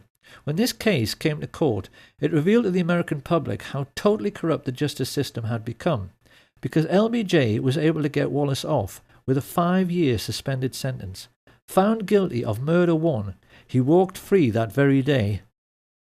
This was the sort of corruption which was running rife through the American political system when Fidel Castro overthrew the right-wing government of Fulgencio Batista in 1959. Few people are aware that by this advanced stage in their relationship, the CIA and the Mafia were together employing the Giancana tactic of supporting both sides in a war. For many years beforehand, they had been supporting Castro, and not just the Batista regime, as many think, by smuggling in both arms and mercenaries to aid the peasant farmers. One of these mercenaries, an Italian-American called Frank Fiorini, later came to play a pivotal role both in the assassination and subsequent cover-up under his assumed name Frank Sturgis. Sturgis and Castro were photographed together many times during the Cuban Revolution. But after Castro enlisted the help of the Russian Soviets, Sturgis turned against him. Like many in the CIA Mafia network, he felt double-crossed when Castro closed the island's casinos and nationalized all Cuban business. He therefore joined forces with men like Bernard Barker, Batista's former secret police chief, and other Cuban expats who had fled en masse to Miami, Florida, and who now sat together on the American mainland as a very disgruntled and highly politicized splinter group. Of course, to the American Nazis who had bankrolled Hitler, this was intolerable. It was a commercial disaster. Coca-Cola had made millions in easy profits using dirt-cheap Cuban sugar grown by dirt-poor Cuban peasants. They were now being told by an upstart third-world dictator that they would have to pay for sugar at the normal market rate, and the Mafia were losing millions every single day from the loss of illegal gambling. America's Nazi shadow government therefore decided that someone was going to have to mould this loosely knit group of disgruntled anti-Castro Cubans into a crack invasion force to retake the island. Having put their heads together, Dulles and Harriman and Richard Bissell decided this would be an excellent job for Prescott's eldest son, George Herbert Walker Bush, a chance for him to prove himself, along with one of his Texas oil business associates, Jack Alston Crichton. Together, these two recruited and trained the Cubans for several terrorist groups known as Operation 40, Alpha 66, ZR Rifle, and Operation Mongoose. Renegade bands of merciless assassins who would kill Castro and who could later be counted on to eliminate any other third world leaders who dared to interfere with American commercial interests. It was this diverse and unsavory stream of political intrigue which produced President Kennedy's first great political crisis, the Bay of Pigs, in 1962. By this time, JFK was well aware that the CIA was something much more like a private firm or a family. He wasn't surprised when they invaded Cuba without his permission, because he knew they were totally out of control. His antipathy led him to cancel the promised air support, and inevitably the invasion failed. The anti-Castro Cubans were mostly captured, and Kennedy then tried to add insult to injury by ordering J. Edgar Hoover's FBI to close down the camps where the Cubans were trained. He even allowed Khrushchev, the Soviet leader, to inspect the camps to see they were closed, so this could never happen again. Having only just escaped with his life at the Bay of Pigs, it was pretty clear that Frank Sturgis was more than a little annoyed. He was scared because Khrushchev says, don't do this or we're going to do that. So he didn't do it, and he deserted the Bay of Pigs. I was involved in the Bay of Pigs. A lot of people, friends of mine, that were killed in the Bay of Pigs. And I resent that. Don't play political games with me. I'm a military man. I'm a soldier. I go fight. But damn it, if I risk my ass out there and I'm getting shot at, I don't want some stupid-ass politician to go ahead and make deals behind my back where my people, or maybe myself, are going to get killed. I don't like that. This, then, is how the stage was set for the Kennedy assassination. And when one remembers the colossal number of ruthless and hideously brutal men who had created this situation, it's perhaps a little ironic that a peripheral figure in the cast of characters who actually put the plot together was an attractive young woman. 19-year-old Marita Loren's love affair with Fidel Castro and her subsequent recruitment as a CIA assassin by Frank Sturgis to kill him is a very well-known story because it was made into a feature film.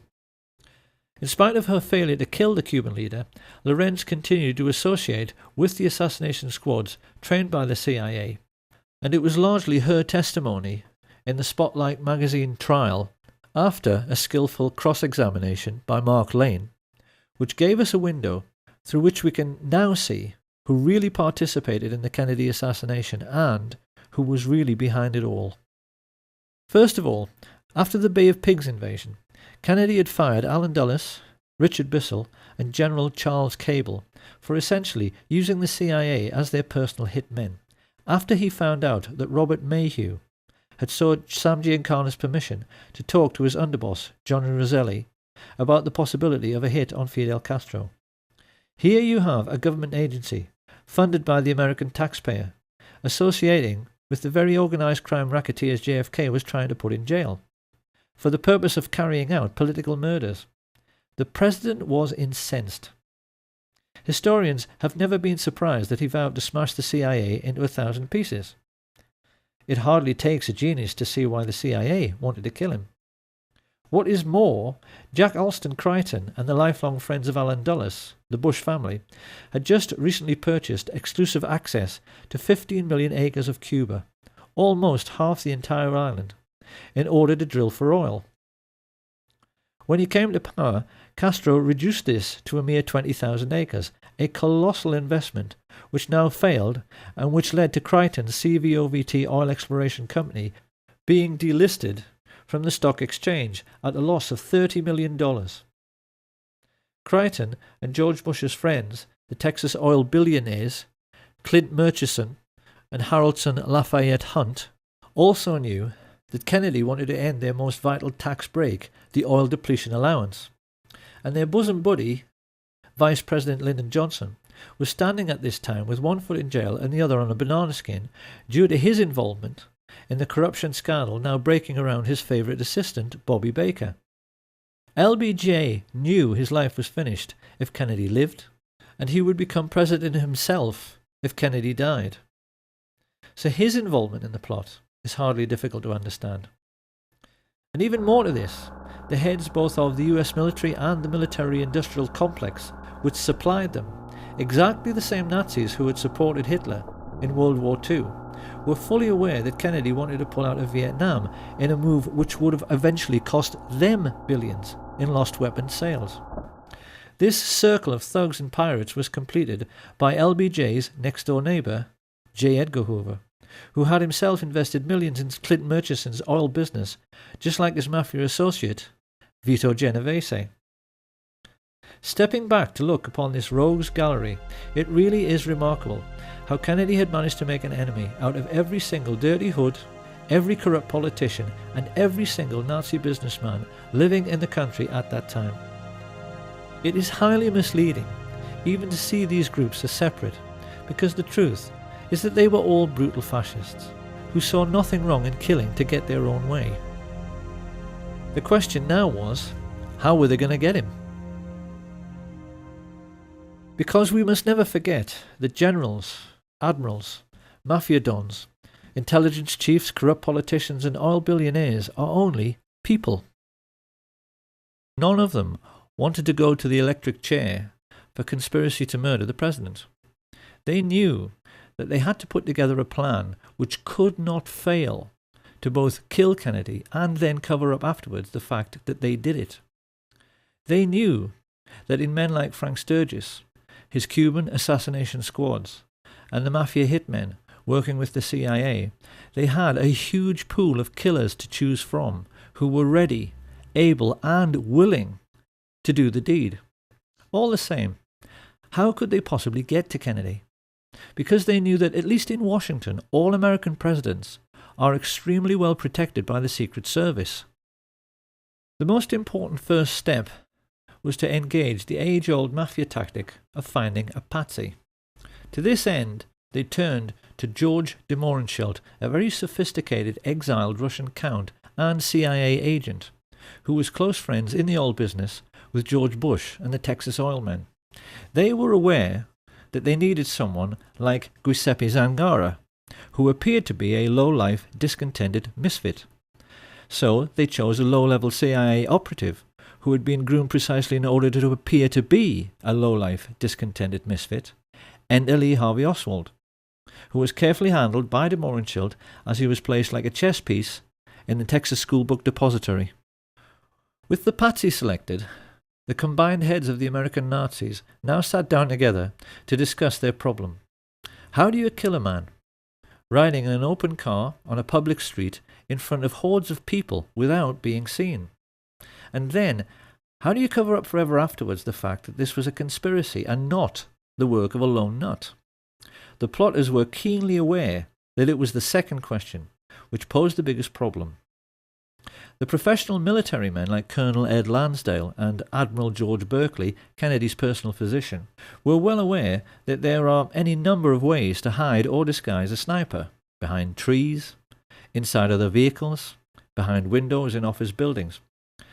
But this was a plot which had to have an absolute guarantee of success. If a squad of riflemen were all to fire at their target at the same time, this would certainly guarantee the man's death. But the subsequent police investigation would instantly realize more than one shooter was involved. A team of gunmen all firing together might actually blow Kennedy's head clean off. A single sniper couldn't do that. So what were they to do? It was during these deliberations that a macabre thought first registered. They would have to control the body after the shooting in order to make sure that all physical evidence available to police forensic scientists conformed to the scenario of a single assassin. And just how in the hell were they going to do that? By way of preparing the ground, Sam Giancana now ordered Richard Nixon's political associate Jack Ruby to keep Oswald snug under his wing, and then to set about hiring the best local riflemen, preferred candidates being men like his close friend Charles Boyd Harrelson, the father of Hollywood actor Woody Harrelson, who had proven his hitman credentials by shooting dead dozens of men for money. He then turned to his mafia associates Carlos Marcello and Santos Trafficante to supply the best gunmen from their cities, while he himself instructed the well-known underboss Tony Accardo to give the Chicago end of the contract to Giancana's favourite and most trusted hoodlums, Charles Nicoletti and Milwaukee Phil Aldericio.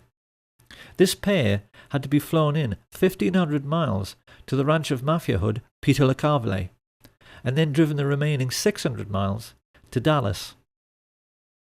It had been agreed with Giancana's and Genovese's oil business partners H.L. Hunt and Clint Murchison that every gunman would be paid $50,000 for the hit, and that the oil men would stump up the cash, so there was no way of tracing it back to either the mob or the CIA. For their part, Jack Crichton and George Bush were trying to lay the groundwork at the street level with the mayor Earl Cable, the brother of CIA chief Charles Cable, whom Kennedy had fired. Both the Cable brothers were crucially important in the development of the fine details of the plot, because they agreed to allow Crichton and his associates, George Lumpkin, the Dallas police chief, Lieutenant Colonel George Whitmire and Harry Weatherford, to make use of their 488th Military Intelligence Detachment, a privately funded part-time intelligence force which had amongst its ranks many members of the John Birch Society, the Ku Klux Klan, and around half of all the serving police officers in Dallas.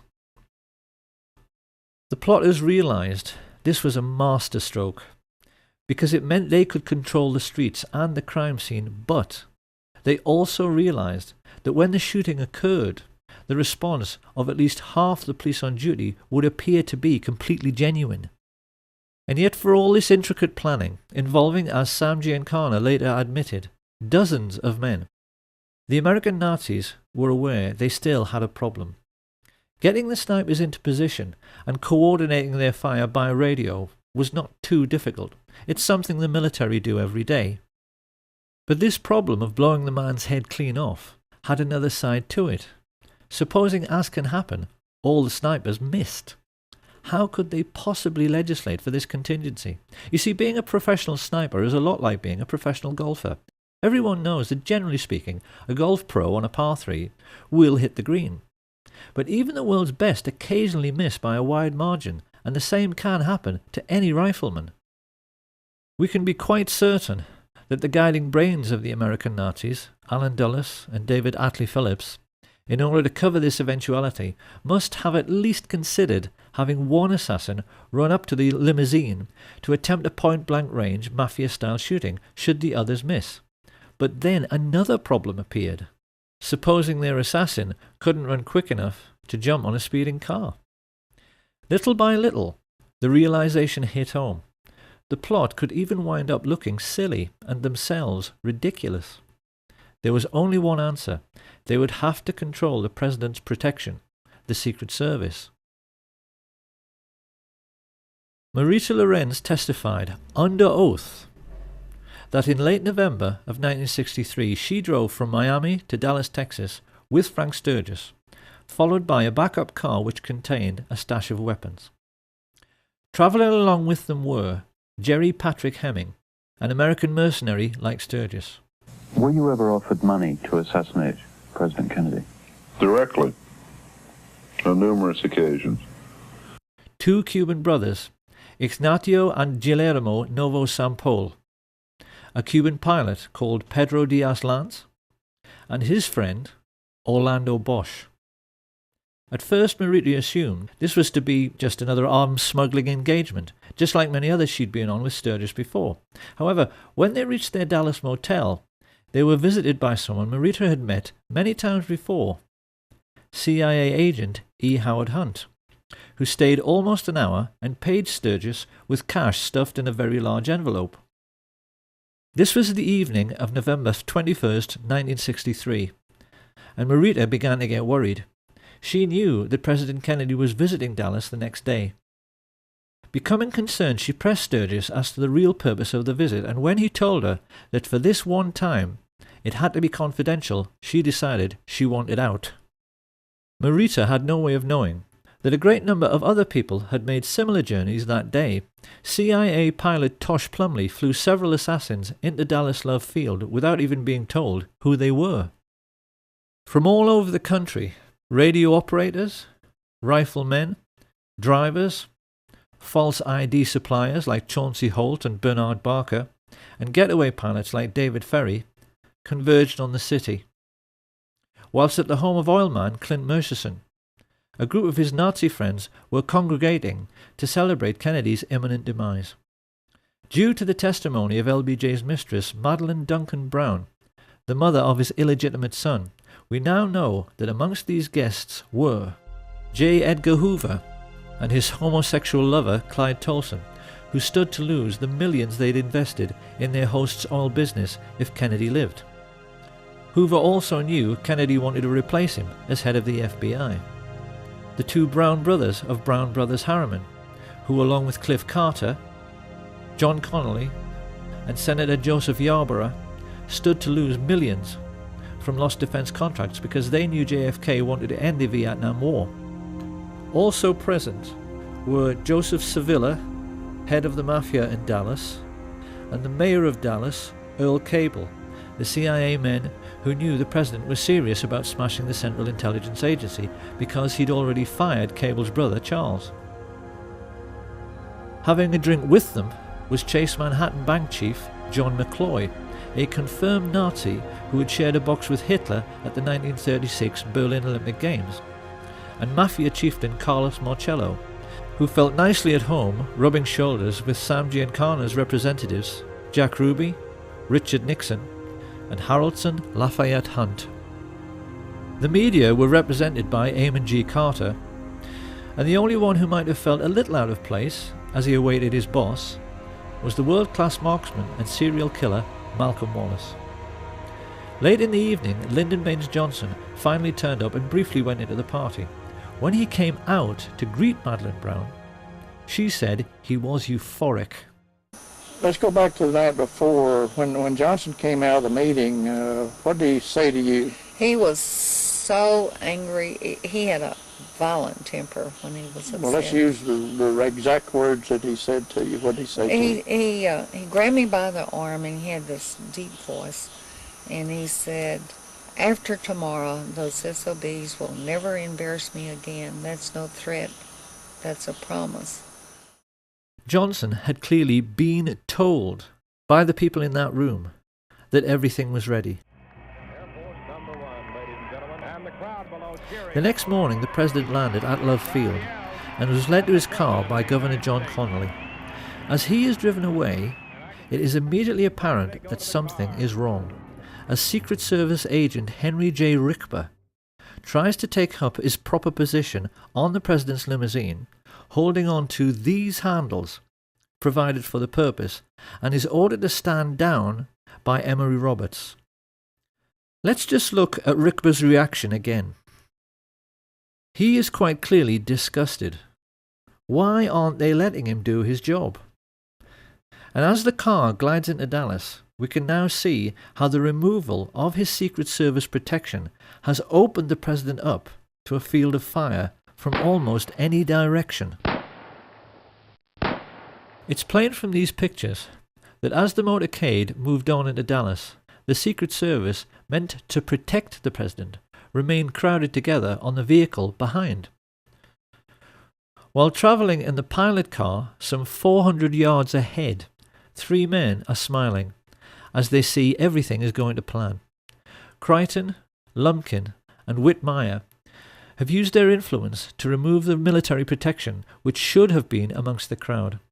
And whilst the people lining the parade route are 10 deep in places, Lumpkin has seen to it that the police have let almost no one into the would-be crime scene.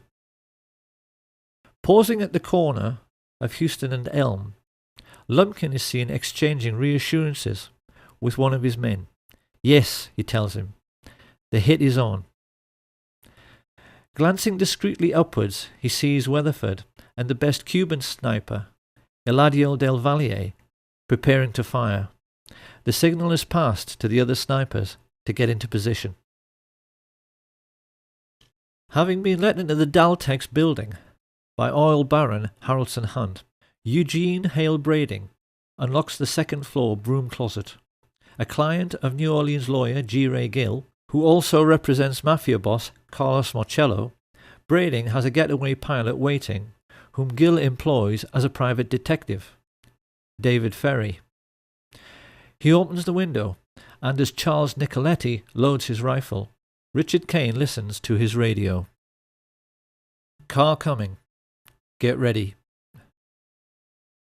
Closing the door, Milwaukee Phil Aldericio guards the corridor with 2 Cubans, Rolando Mesferrer and Rolando Otero. This basic pattern was established all over the plaza. A sniper next to a radio man, alongside a second marksman who could take over should the first want to back out at the last moment. Each team was then guarded by more assassins, mainly Cubans, who made sure no one interfered with each group. It all sounds quite professional, and the truth is, it was. Sam Giancana's spy in the Chicago police force, Richard Kane, was an electronics and wiretapping expert who spoke 5 languages. Up on the grassy knoll, with his childhood friend Charles Harrison, stood the diminutive Charles Frederick Rogers, a nuclear physicist who worked in seismology for Shell Oil. He was also friends with David Ferry and the Civil Air Patrol. Up in the Texas School Book Depository, LBJ's psychotic hitman Malcolm Wallace held a PhD and taught at the University of Texas. The Texas oilmen, mafia dons, merchant bankers and military industrialists had assembled the all-time dream team of professional killers.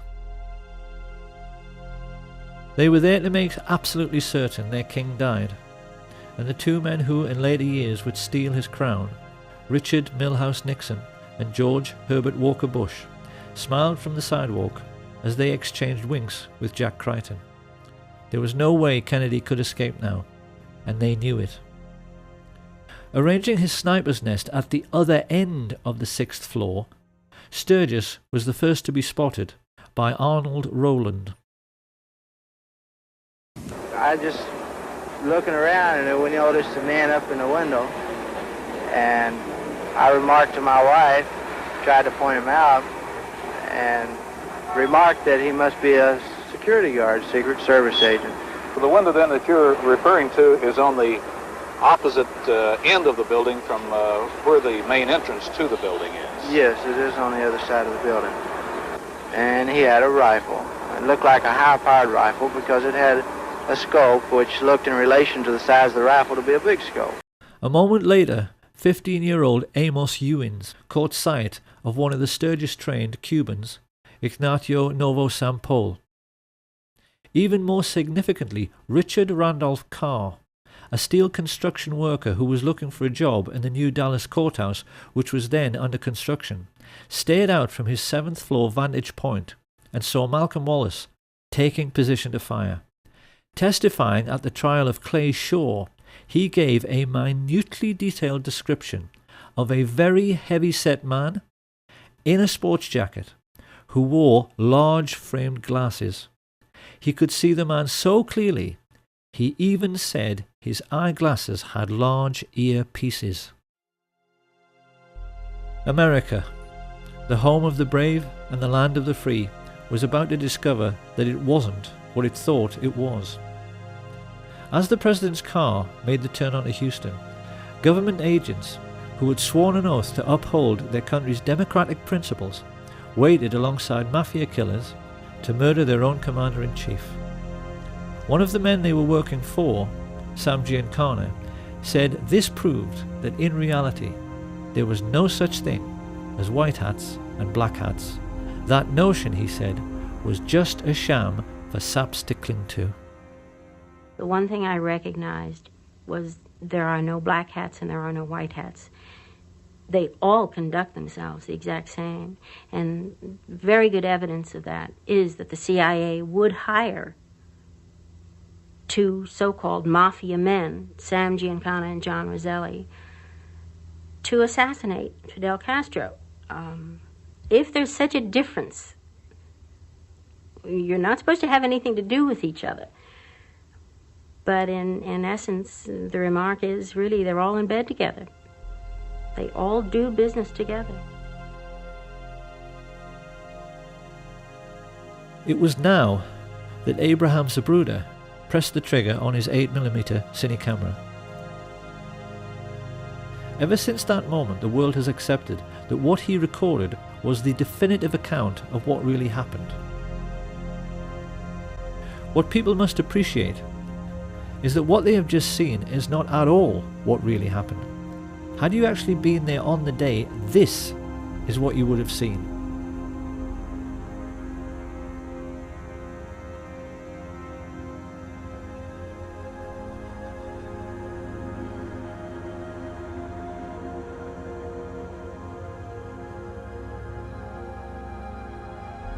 And doesn't that look a great deal more suspicious? So just exactly what did happen during the 10 seconds Zapruder was filming. To begin with, Dulles, Lansdale and Atlee Phillips had tried to get over the problem of volley fire, blowing the president's head clean off by firing in 4 stages. Stage 1 was meant to be a single shot by Charles Nicoletti into the back of Kennedy's head from the Daltex building some 40 yards behind. Had he succeeded, the plotters would have had the single assassin with one bullet story they wanted. But in his excitement, the Mafia assassin squeezed the trigger too soon. His bullet ricocheted off the hard chrome sill of the limo's back seat and struck the curb beneath the overpass, sending up a sharp piece of concrete which scratched James Tague's face. Watch again. We clearly see how this little girl stops running and her gaze looks directly at where the shot originated and not up at the 6th floor of the depository.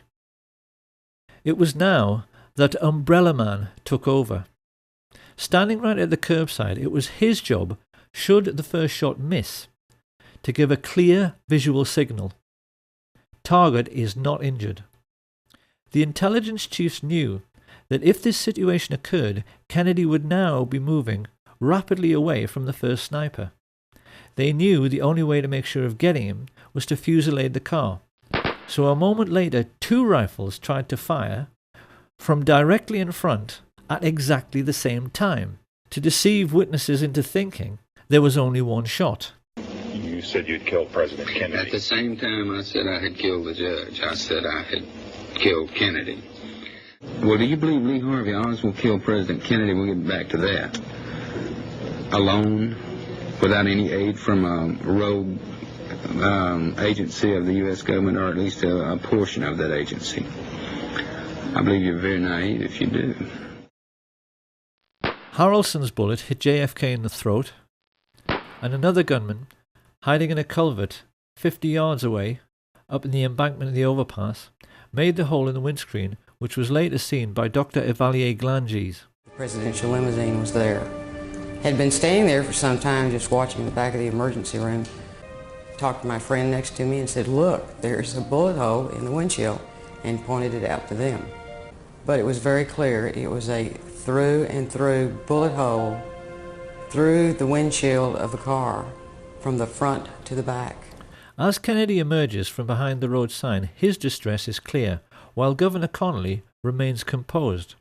This single frame of the Zapruder film makes nonsense of the single bullet theory, because it's quite clear both men have not been struck at the same time. Kennedy has now passed through 2 layers of fire and has not been hit in the head. To cover this eventuality, the assassins were given a simple instruction: fusillade the car with everything. So that in the next few moments, the 5 remaining riflemen fired, causing the Secret Service agent riding in the front passenger seat, Roy Kellerman, to report a feeling like a jet sonic boom as the hail of bullets whistled into the car. It is now more than 3 seconds after Kennedy is hit in the throat that Frank Sturgis misses his target altogether and blows out 5 inches of Governor Connolly's ribs, compressing his lungs and puffing his cheeks, with a bullet which quite clearly struck at far too steep an angle to come from the other end of the depository. In almost the same instant, Eladio Del Valle hit the governor in the wrist, Weatherford fired into his thigh, and Nicoletti's second shot hit the chrome frame of the window. A moment later, the best marksman, Malcolm Wallace, shot Kennedy in his upper back, the bullet strike witnessed and recorded by all the Secret Service men in the following car. Jackie Kennedy starts looking concerned, and yet even now there are no obvious signs that her husband, held upright by his back brace, has been shot twice. The assassins have so far failed to hit him in the head, and it is now that they play the ace up their sleeve. Here we can finally answer the riddle of where on an empty street you can hide a man with a rifle, and how he can manage to shoot a man speeding past him in a limousine. The answer is that he can't, and that is why the driver, William Greer, looked around twice to see whether Kennedy had been hit in the head, and when he saw he hadn't, as dozens of witnesses, including police officers, confirmed, he stopped the car completely. His orders was to slow down where the rest of the guys. This is Greer, the driver of the presidential limousine. Yeah, presidential limousine. Slow down to almost a stop. It is now that most people have been led to believe that Kennedy was shot in the head by Charles Boyd Harrelson, the sniper standing on the grassy knoll. This is not true. Because if we look at the angle of elevation of a shot from that area, it's obvious that a shot originating from above and right would have pushed Kennedy's head down and left, whereas it's quite clear that his head is knocked upwards and to the left by the impact. So where did that bullet come from? Incredibly, the answer has lain hidden in the most well-known and iconic image from the assassination of the motorcycle policeman heaving his bike onto its stand. Look now as we freeze frame him here. This is the moment when the whole world was looking up the hill toward the man who had fired from the grassy knoll, but that is not where the police officer is looking. He is looking down into the storm drain, because that is where that shot at a stationary car came from. The shot which all of the well-known assassination witnesses described as coming from behind the picket fence missed completely and ripped up the grass at Jean Hill's feet. She did not even notice, but we know this is true because the FBI told her so. So who were the men who fired unseen from the storm drains on Elm Street? One thing we know is that they were very young and had to be brought into the conspiracy because they had to crawl into a filthy, smelly sewer, something which the older, experienced mafia assassins would never have dreamed of doing. They were basically two kids looking for excitement. The first was Curtis Laverne Crayford, also known as Larry Crayford. Formerly CIA, he had worked for Ruby at the Carousel Club, and Ruby had told everyone his name was Lee Harvey Oswald until Lee Harvey Oswald walked in. But while above ground, the world was taking pictures and running and screaming and trying to figure out what had happened, the other young man was stumbling along 400 yards of a reeking, fetid Dallas sewer pipe to emerge from this culvert. And he was not Lee Harvey Oswald, or Roscoe White, or J.D. Tippit, nor even a Cuban or Russian communist. His name was Jack Allen Lawrence. And we know that after stumbling up this bank, he turned up 15 minutes later at the Lincoln Mercury car showroom, where he'd obtained a job with false references, pale, sweating, and, on a hot sunny day in Dallas, covered in mud.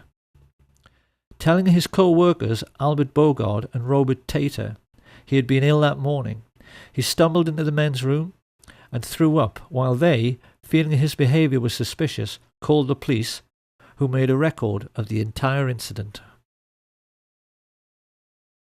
Back at the plaza, the guilt of the radio men coordinating the gunfire can be seen from their behaviour. These two, Orlando Bosch and the Umbrella Man, have a seat, while everyone else runs around them. Bosch makes a report that the hit was successful, then casually walks away, just like the chief radio coordinator, Jim Hicks, with the radios clearly visible in their back pockets.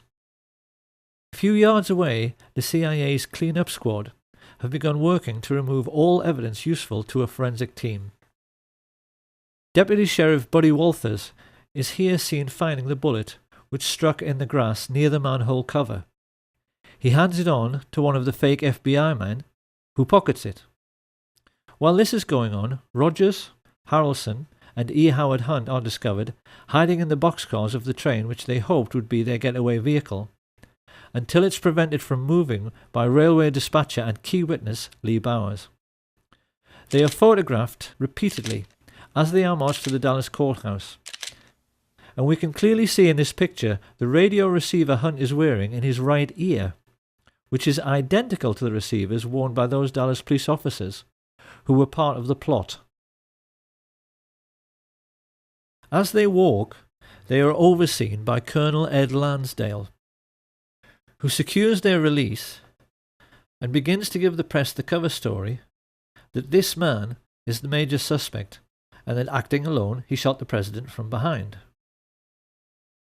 The truth, as we now know, is that 8 separate snipers, firing 16 shots in 4 separate stages, had tried to make certain of killing the president by hitting him in the head and had failed abysmally. The shooting on the day had been nothing to write home about. A third of all the shots had missed the car completely. Had it not been for the ruse of bribing the driver to brake at a point painted on the curbside, which is still visible, so that Jack Lawrence could shoot Kennedy in the head from just 15 feet away, the president might have survived. So now we must address the question, why does the Zapruder film not show this very obvious setup of the limousine stopping for the headshot? The answer, of course, is that it has been tampered with. In the 1960s, Hollywood special effects teams had developed techniques for masking off segments of film frames to disguise the true movement of figures within the picture. In the Zapruder film, frames have been removed in order to fake a continuous flowing motion, so that we don't see the very obvious setup which dozens of witnesses reported. If you look now at the top of the frame, the doctoring of the film becomes perfectly obvious in the way in which the figures are blurred and yet the shadows are sharp, which is impossible. This CIA tampering with the evidence becomes even clearer when the Zapruder film is run next to the Orville Nix film taken from the other side.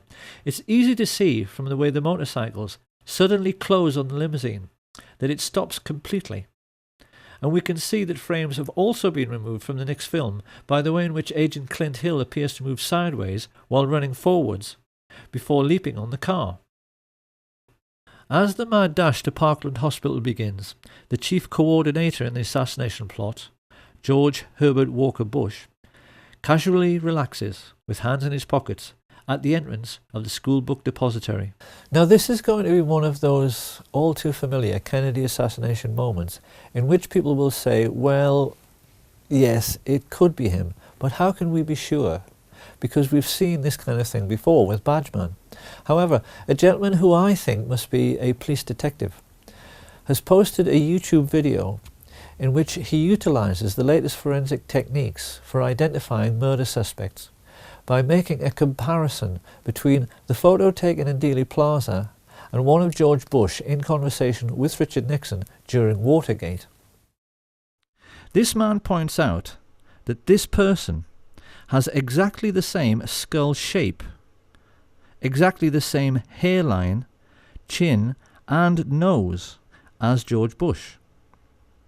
He is also wearing the same type of suit, white shirt and exactly the same type of tie.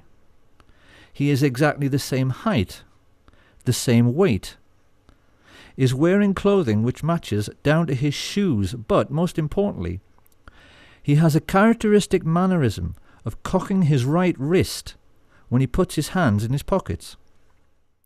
We know from this declassified FBI memo that George Bush was in Dallas, staying at the Sheraton on November 22nd. So can there be any doubt about this person's identity?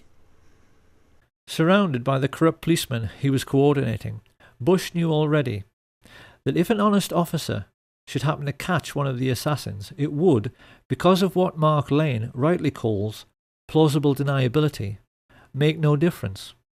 Because what would they find? Mafia hoods with prison records as long as their arms? Or contract killers like Charles Harrelson? They certainly wouldn't have found anyone who carried CIA credentials or anyone whose involvement with the government could be traced. But even while he smiled and chatted to his fellow killers, Bush was unaware that the plotters had just made their first big mistake. They knew that they had to forensically control the body from the moment the shots were fired, and the moment Kennedy entered Trauma Room 1, that control had to be relinquished. Although they had CIA agents placed in the emergency unit, these people were not aware of the throat wound, which could hardly be seen because it was so tiny. It was at this moment that all the Dallas doctors and nurses like Aubrey Bell made a mental note of this very obvious sign of a frontal entry shot. One of the Dallas medical team, Dr. Charles Crenshaw, a junior doctor at that time, vividly recalls what the first professionals in the Kennedy killing had to deal with. The second wound was here in the throat, right above the necktie. It was a small opening, very small, 3 to 5 millimeters, about the size of your little finger. I looked at the wound again. I wanted to know and remember this the rest of my life. And the rest of my life, I will always know he was shot from the front. And also described the portion missing from the rear of Kennedy's head after the impact of the frangible bullet, which hit him in the right temple. The bullet struck about where and passed about where? From here right through. And taking out the back or the occipital part, the back of your head. This was gone. It's approximately 1 o'clock Central Standard Time today here in Dallas. He died of a gunshot wound. This information soon made its way to the media. And this is why, at the very first press conference, Press Secretary Malcolm Kilduff correctly described the cause of death and direction of the shot. In order to find a means with which to contradict this evidence, the cover-up now began in earnest, with the summoning from the Restland Funeral Home of a CIA agent who was known for being the best in the business at reconstructive surgery on cadavers, John Melvin Liggett. This man was actually attending a funeral when he was told of the president's assassination and asked to go to Parkland by the coroner. What he didn't know as he drove away was that one of his clients in this macabre and gruesome story was at that moment still alive. When he was arrested years later by New York police detective Jim Rothstein, Frank Sturgis, on discovering that Rothstein was a Bay of Pigs veteran like himself, got into an old army buddy's conversation with him and said first of all that after the assassination he returned to the Miami safe house where he ridiculed Marita Lorenz for missing history. It was all perfectly safe, he told her. No cops, no newspaper investigation, everything was covered. I asked Sturgis, Jesus Christ, Frank, did you shoot the president? Did you have something to do with that? He said, who gives a shit? Yeah, who's going to prove it? He said, we kill a lot of people. What the hell's the difference? Sturgis then went on to say that Dallas police officer J.D. Tibbett was actually gunned down by the radio talk show host G. Gordon Liddy, who was at that time a CIA agent working with E. Howard Hunt. And here we must address a question which puzzled assassination researchers for years. Why did a Dallas policeman have to die within a few minutes of President Kennedy? What possible function could he have played in the overall plot as a corpse? One would think the authorities could have caught the fleeing patsy without any need to incriminate him any further. So why did the life of J.D. Tibbett also have to end on the 22nd of November 1963? Where did he fit in? In only the last few years, a wonderful investigator called Robert D. Morningstar discovered one tiny little fact about Jefferson Davis Tibbett, which became the most important single piece in the completion of this puzzle. Because Officer Tibbett had a nickname. When he was at work, his fellow officers always used to call him JFK, because at 39 years of age he looked exactly like him.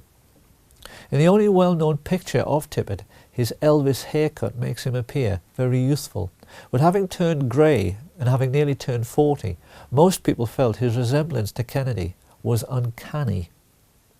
What Tibbett never knew, as he drove past assassination witnesses Jack Tatum, Domingo Benavides and Aquila Clemens, was that he had been selected to play the role of the president in death.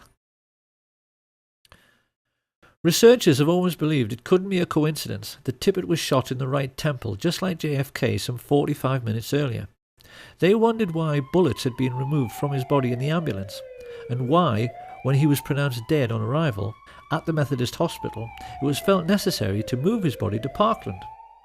With their concentration firmly fixed on the casket of the deceased president, the newsmen completely ignored the ambulance which spirited away the body of J.D. Tibbet, so that it could be loaded onto Air Force 2 where John Melvin Liggett was waiting.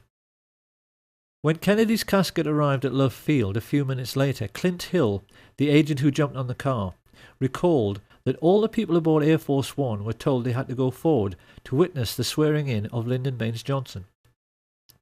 This, of course, was just a ruse, to get Jackie Kennedy to leave her husband's body, and the moment she was out of the way, his cadaver was stolen and placed aboard Air Force 2 next to the cadaver of J.D. Tibbet. Many people have seen this famous picture in which LBJ is smiling at Congressman Albert Thomas a moment after becoming president, and he is winking back. We haven't known until now just how huge and terrible a secret he was sharing with Johnson, because at that moment on the plane right alongside, the most highly qualified specialist in reconstructive surgery and embalming in the country, John Melvin Liggett, was starting to make a facsimile of the dead president, using the body of J.D. Tibbet in order to obscure the true extent of the damage to Kennedy's head and make it seem consistent with a shot from behind. But Liggett realized immediately this was well nigh impossible, because having been told over the radio about the head shot, Liddy took it upon himself to try and ape this damage by firing into Tibbet's torso and then, when he was down, firing into his right temple, instead of into the back of the head as he'd been instructed. This was a second huge mistake. The human brain has a consistency like play school plasticine. Fire a bullet through it, and it is very easy for a skilled pathologist to track the bullet's path at autopsy. What Liggett wanted to show to any investigators was a brain that looked like this. What he had was one brain which looked like this, and another which looked like this.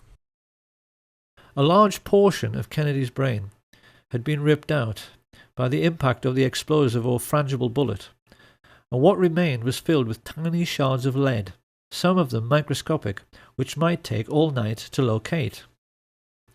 Liggett was terrified.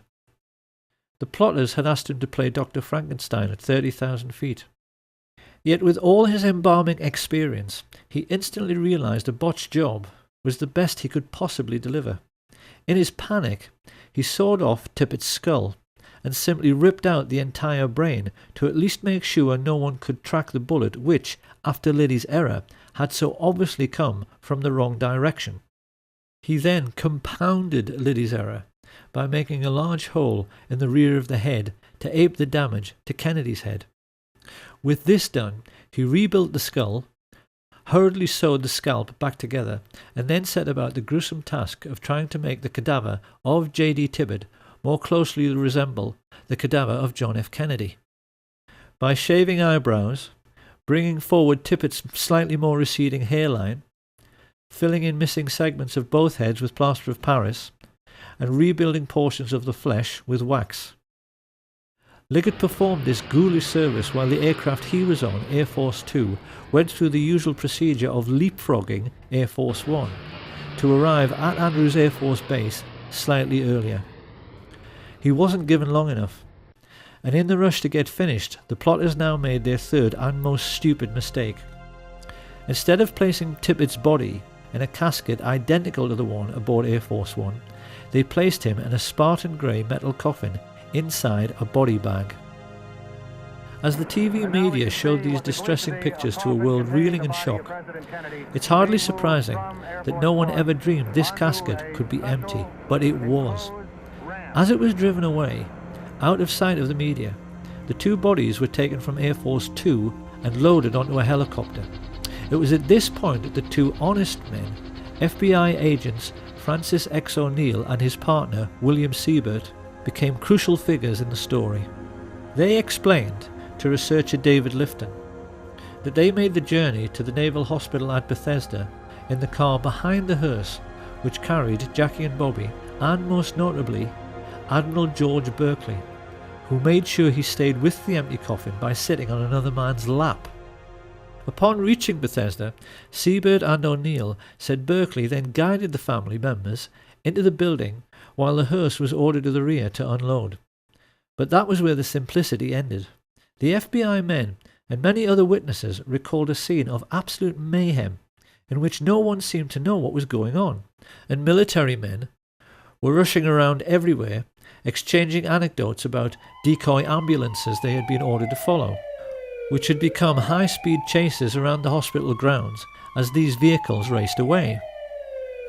It seems this confusion was created with the intention of misleading both the press and the large respectful crowd which had gathered on the lawn.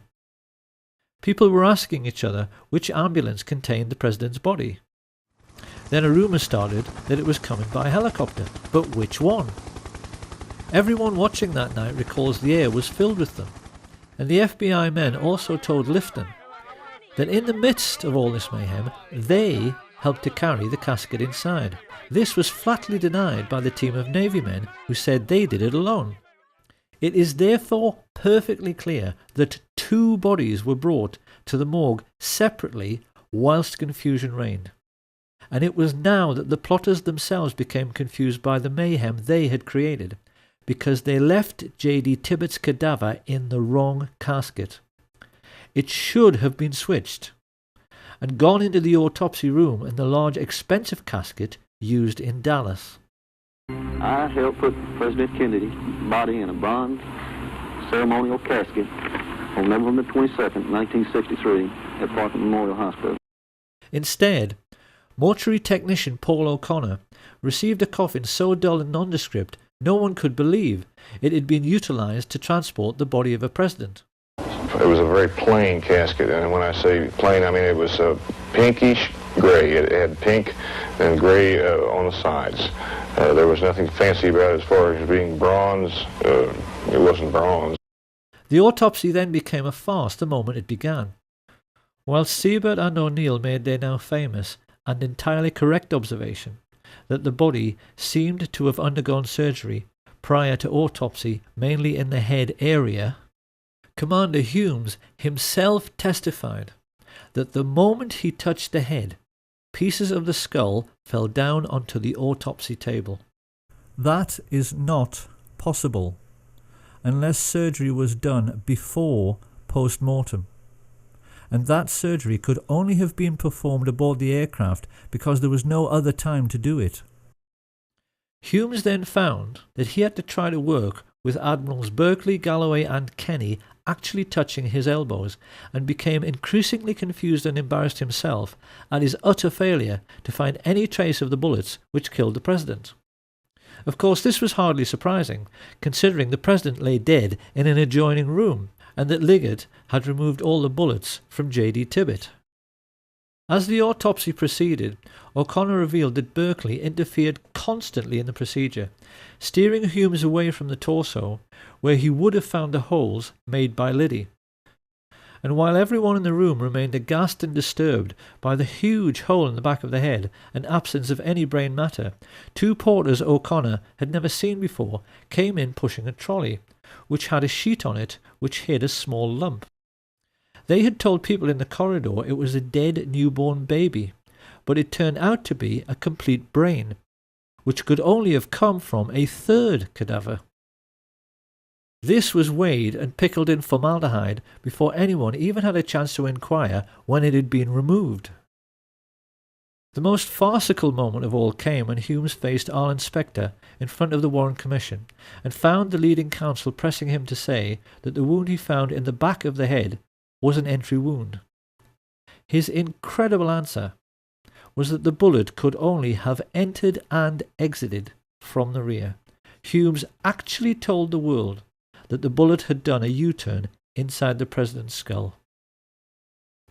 Now that we know the truth, it may seem remarkable that David Lifton got so close, and yet never quite realized that what he had been investigating for 15 years was a body switch. But can we really be surprised? Like so many other decent men, Lifton was simply unable to imagine that anyone could ever think up such a grotesque and degenerate conspiracy. He simply never realized that what he was dealing with was nothing less than the devil himself. And for those who find all this impossible to accept, one of the devils who murdered JFK, Frank Sturgis, was perfectly candid about how routine body switches had become in the CIA by 1963. There was a switch. Body switch. A body switch, yes. The truth about the autopsy is that the devils who killed Kennedy messed up very badly. They had wanted to show the world actual photographs of a single bullet wound from behind. As it was, they had to resort to a lot of badly faked photographs, which critics like Robert Groden easily discredited, and silly drawings, which everyone realised did not line up anywhere near the schoolbook depository. With the autopsy over, Mrs. Kennedy and the President's brother were shown the body prepared for burial. Not surprisingly, they were wholly unconvinced by Liggett's attempts to make a Dallas police officer look like the President of the United States. Witnesses there at the time said Bobby scoffed and said, "It doesn't look anything like him," while Mrs. Kennedy became adamant. "It isn't Jack," she declared. That looks like something you'd find in Madame Tussauds Wax Museum. Many people have studied this alleged picture of the President's remains and wondered how it could possibly be John F. Kennedy when the Zapruder film clearly shows this right temple area being blown apart by the impact of the frangible bullet. The simple answer is that this is not JFK. It's the corpse of Officer J.D. Tibbet, surgically altered to look like the President. On arriving home, Liggett was informed the plot was in serious trouble. His wife Lois told how he staggered in the door, unkempt, dishevelled, and quite obviously exhausted, which was very out of character for a man who took pride in always being neat, tidy, and organised. It was about 24 hours before I heard from him. He came home and he walked in the door, and when I saw him, he physically looked like he had really been through a very traumatic experience. His clothes were disarrayed, and that was so out of character for him. And he said, "We're going to get out of town for a while until all of this blows over." And that was a quote, because I thought, well, what blows over? Minutes later, they were speeding down the highway towards Corpus Christi, utterly bewildered as to what on earth was going on. Chain-smoking at the wheel, Liggett was looking increasingly nervous. It wasn't just that his botched reconstruction had failed to convince and would lead to courtroom testimony of bullets doing U-turns inside the President's head. The problem was that the patsy was still alive. Deputy Sheriff Roger Craig told investigators it was plain to him that Lee Harvey Oswald was not meant to survive his arrest procedure. He said that when he arrived at the Texas Theater, a group of his fellow officers were waiting at the rear, guns drawn, and that it was quite obvious that Oswald was meant to make a break out the back door where he would run into a hail of gunfire. However, Oswald himself was an intelligence agent, and once he realized he had been chosen as the fall guy, he briefly prolonged his existence by loudly yelling so that all the witnesses present could hear, "I am not resisting arrest. I am not resisting arrest." This is why Liggett, like all the others involved in the plot, was shaking in his boots on November 23rd. They were all aware that a sharp lawyer could get Oswald released simply by discovering that the chain of evidence had been broken in relation to Kennedy's remains. Once free to talk, and with intimate knowledge of the major players in the assassination plot, he could have gotten the heads of the FBI and CIA, all the military chiefs of staff, the mafia chieftains, and the Dallas oil men all thrown in jail together for murder.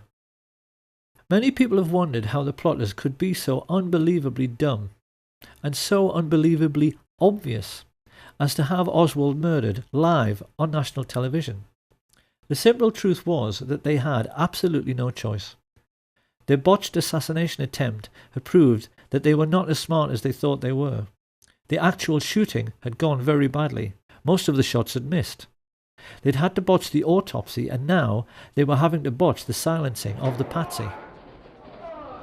Lois Liggett recalled that the moment Ruby fired, The atmosphere in their motel room evaporated. The minute he saw that, he looked at me and said, "Everything's okay now," and you could just see his face. He was like all the pressure had been taken off of him. All of a sudden he was like, sigh of relief, let's go, we can go home now. It was basically, pack your things, come on, we're leaving, you know, now we can go. The family turned around and went straight back home to discover that Mr. Liggett now enjoyed a new vocation. It appeared he had suddenly come into millions, which bought his family a big new house and himself a new lifestyle, which included many wild poker parties at which, among others, he hosted David Ferry. This was not Lois Liggett's scene. She divorced him, heard that not long afterwards he was arrested for murder, and then shot dead while trying to escape. But this was not the end of Liggett's story. His new wife told Lois that the man she buried could not have been John Melvin Liggett, because the corpse she was shown had a moustache and he couldn't grow one. Then many years later, Lois Liggett actually saw her deceased ex-husband in a casino while on a trip to Las Vegas. Quite clearly, this man had been the beneficiary of yet another CIA body switch. And to this day, doubts remain as to the true fate of Jack Ruby, Lee Oswald, John Liggett, and the president himself. Many researchers now believe the plotters may have kept Kennedy's remains as a souvenir and buried J.D. Tibbett in Arlington Cemetery.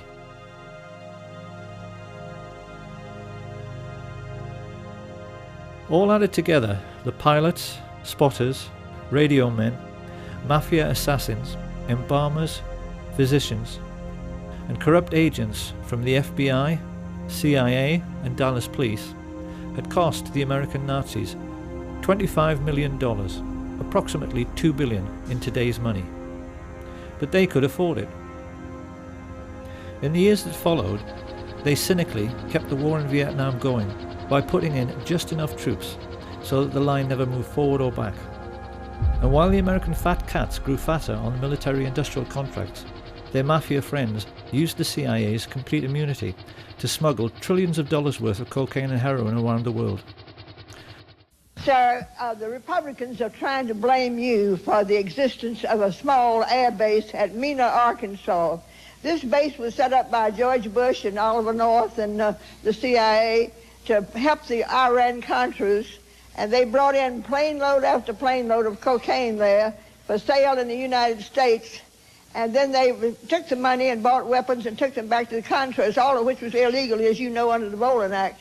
But tell me, did they tell you that this had to be in existence because of national security? Well, let me answer the question. No, they didn't tell me anything about it. Of course, when criminals are making easy money, they tend to become lazy and careless, and this is what led to Watergate. Someone's here.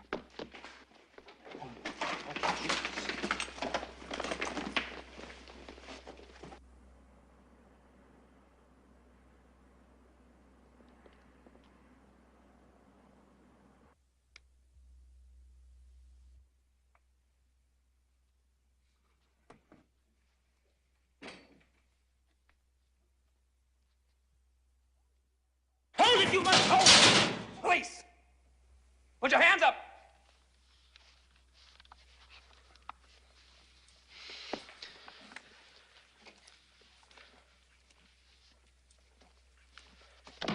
Drop that jacket! When the two plainclothes police officers switched the lights on in the Watergate building, who should they find hiding there?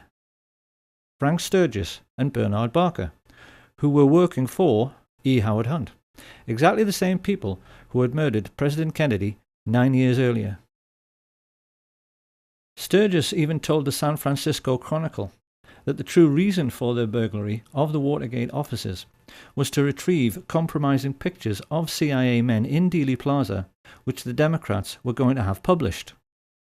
Of course, somebody had to take a fall for conducting such a woefully sloppy operation, and when Howard Hunt found himself in prison for 33 months, he rather turned against his old friends for making him into the patsy on this occasion. He began sending messages to President Richard Nixon, that he might just tell all he knew about what really happened in Dallas on November 22nd, 1963. And one of Nixon's presidential aides, Dean Birch, recalls that when he heard about this, George Bush broke out all over in assholes and shit himself to death. It was this situation which led directly to what journalists now refer to as the Watergate murder, the crash of Flight 553. On December the 8th, 1972, Dorothy Wetzel Hunt, the wife of E. Howard Hunt, boarded a flight from Washington to Chicago. A CIA agent like her husband, she carried $250,000 in her bag, which was to buy the silence of his Watergate co-conspirators. Travelling along with Dorothy was CBS news correspondent Michelle Clark, whose CIA boyfriend had been able to give her a unique journalistic insight into what Watergate was really all about. These two women boarded the aircraft with a dozen other individuals who at that time had information which E. Howard Hunt claimed was going to blow the White House out of the water. As the plane made its final approach through fog and very low cloud, the people living near the aircraft runway sensed something rather strange was going on. The normally quiet suburban street suddenly filled up with cars, and a moment later, having been told to power down too early, Flight 553 emerged from the mist and clipped the branches of some trees before crashing on top of several bungalows on West 70th Street. The watching neighbours were then staggered to see FBI agents immediately leap out of their cars and start rooting around in the debris, a full 10 minutes before the fire brigade even arrived on the scene. 44 people, including Dorothy Hunt and Michelle Clark, were killed in the crash. E. Howard Hunt served his time and came out of prison a widower and $1 million richer. The Nazi shadow government of the United States had faced a blackmail threat and the possibility that their complicity in the murder of President Kennedy might become public knowledge. Their response was to bring down a civilian airliner onto a residential district. They covered it up by having FBI agents on the ground seek out and remove all incriminating documents from the dead bodies found in the wreckage. And when the local TV station received an anonymous phone call from a radio ham who had monitored the deliberately misleading exchanges from the Midway Control Tower, which caused 553 to crash, an FBI agent simply confiscated all the tapes, thus eradicating all information pertaining to the accident. This is how the agents of the US government now behave. They function essentially as a goon squad of mercenaries and murderers, hardly any different to Hitler's Gestapo, and are used as a private intelligence service and as personal hitmen for America's richest families, their only role being to cover up the dirty tricks which the rich people are playing on their fellow countrymen every day. Along with threats and murder, the most important weapon used by this private army of footpads in this ongoing cover-up is disinformation. And it's here that we can now address a question which will probably be bothering the huge numbers of people who have taken an interest in the Kennedy assassination and in the many documentaries produced by assassination researchers over the years. What happened to Badgeman? The answer is very simple. He never existed. He was simply a phantom, created by the CIA's disinformation machine to lay down a trail which led nowhere. So now another question appears. If this is so, why have so many people spent a quarter of a century trying to discover his identity? By examining this question, it is now possible to reveal the extraordinary lengths America's rulers have gone to in order to hide the truth about the Kennedy assassination. America's oligarchs grossly underestimated the courage and skill of those who tried to uncover the truth about the Kennedy killing, none more so than the brilliant and tenacious Mark Lane.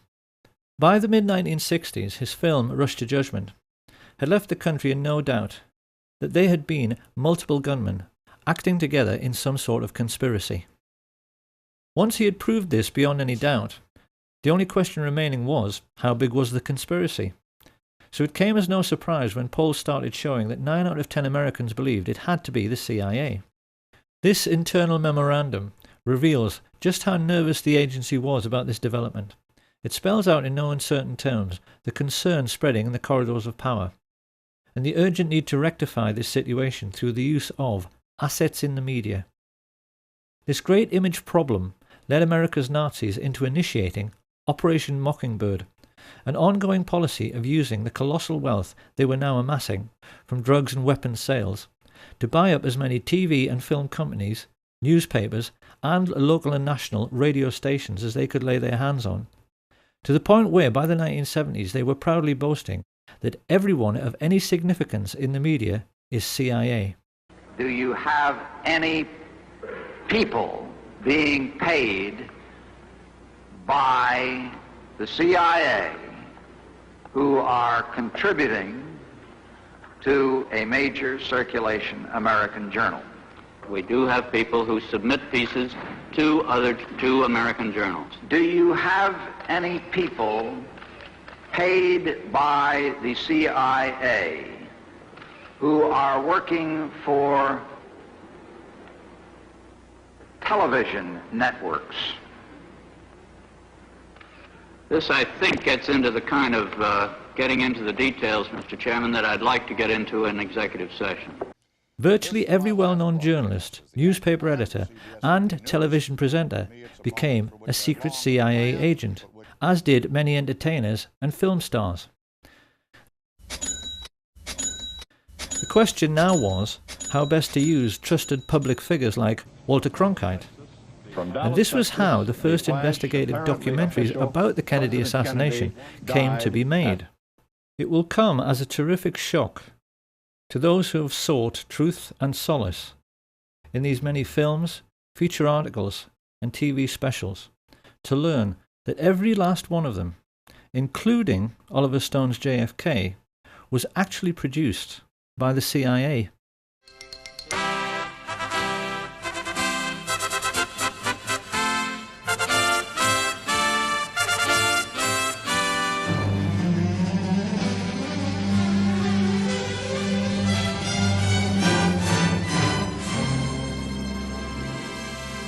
A classic early example of this kind of disinformation was the Nova film, which featured two scientists, Brian Holstrom and Steve Isabel, who found Badgeman in a tiny fragment of the famous Mary Moorman Polaroid through photographic enhancement. But when investigators took the trouble to actually measure the size of these three figures, it became obvious that they were so tiny they were too small to even be children. Using the scale provided by Abraham Zabruda over on the right, it's clear that these alleged people are so lacking in stature they wouldn't actually have been able to look over the stockade fence. The truth is that they never existed. And so the question now is, who were Holstrom and Isabel? And who, for that matter, was Gordon Arnold, the old-age pensioner who appeared in The Men Who Killed Kennedy to claim that Badgeman had kicked him and taken his camera? I could be the only one that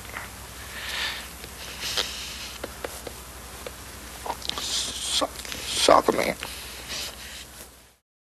The answer is that they were all professional actors, because this is how the devil operates.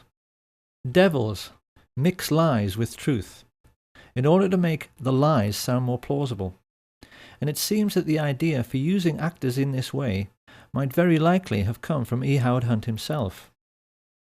After Hunt's deathbed confession, in which he admitted the involvement of the CIA, his son, St. John Hunt, posted many revealing statements about what kind of character his father was.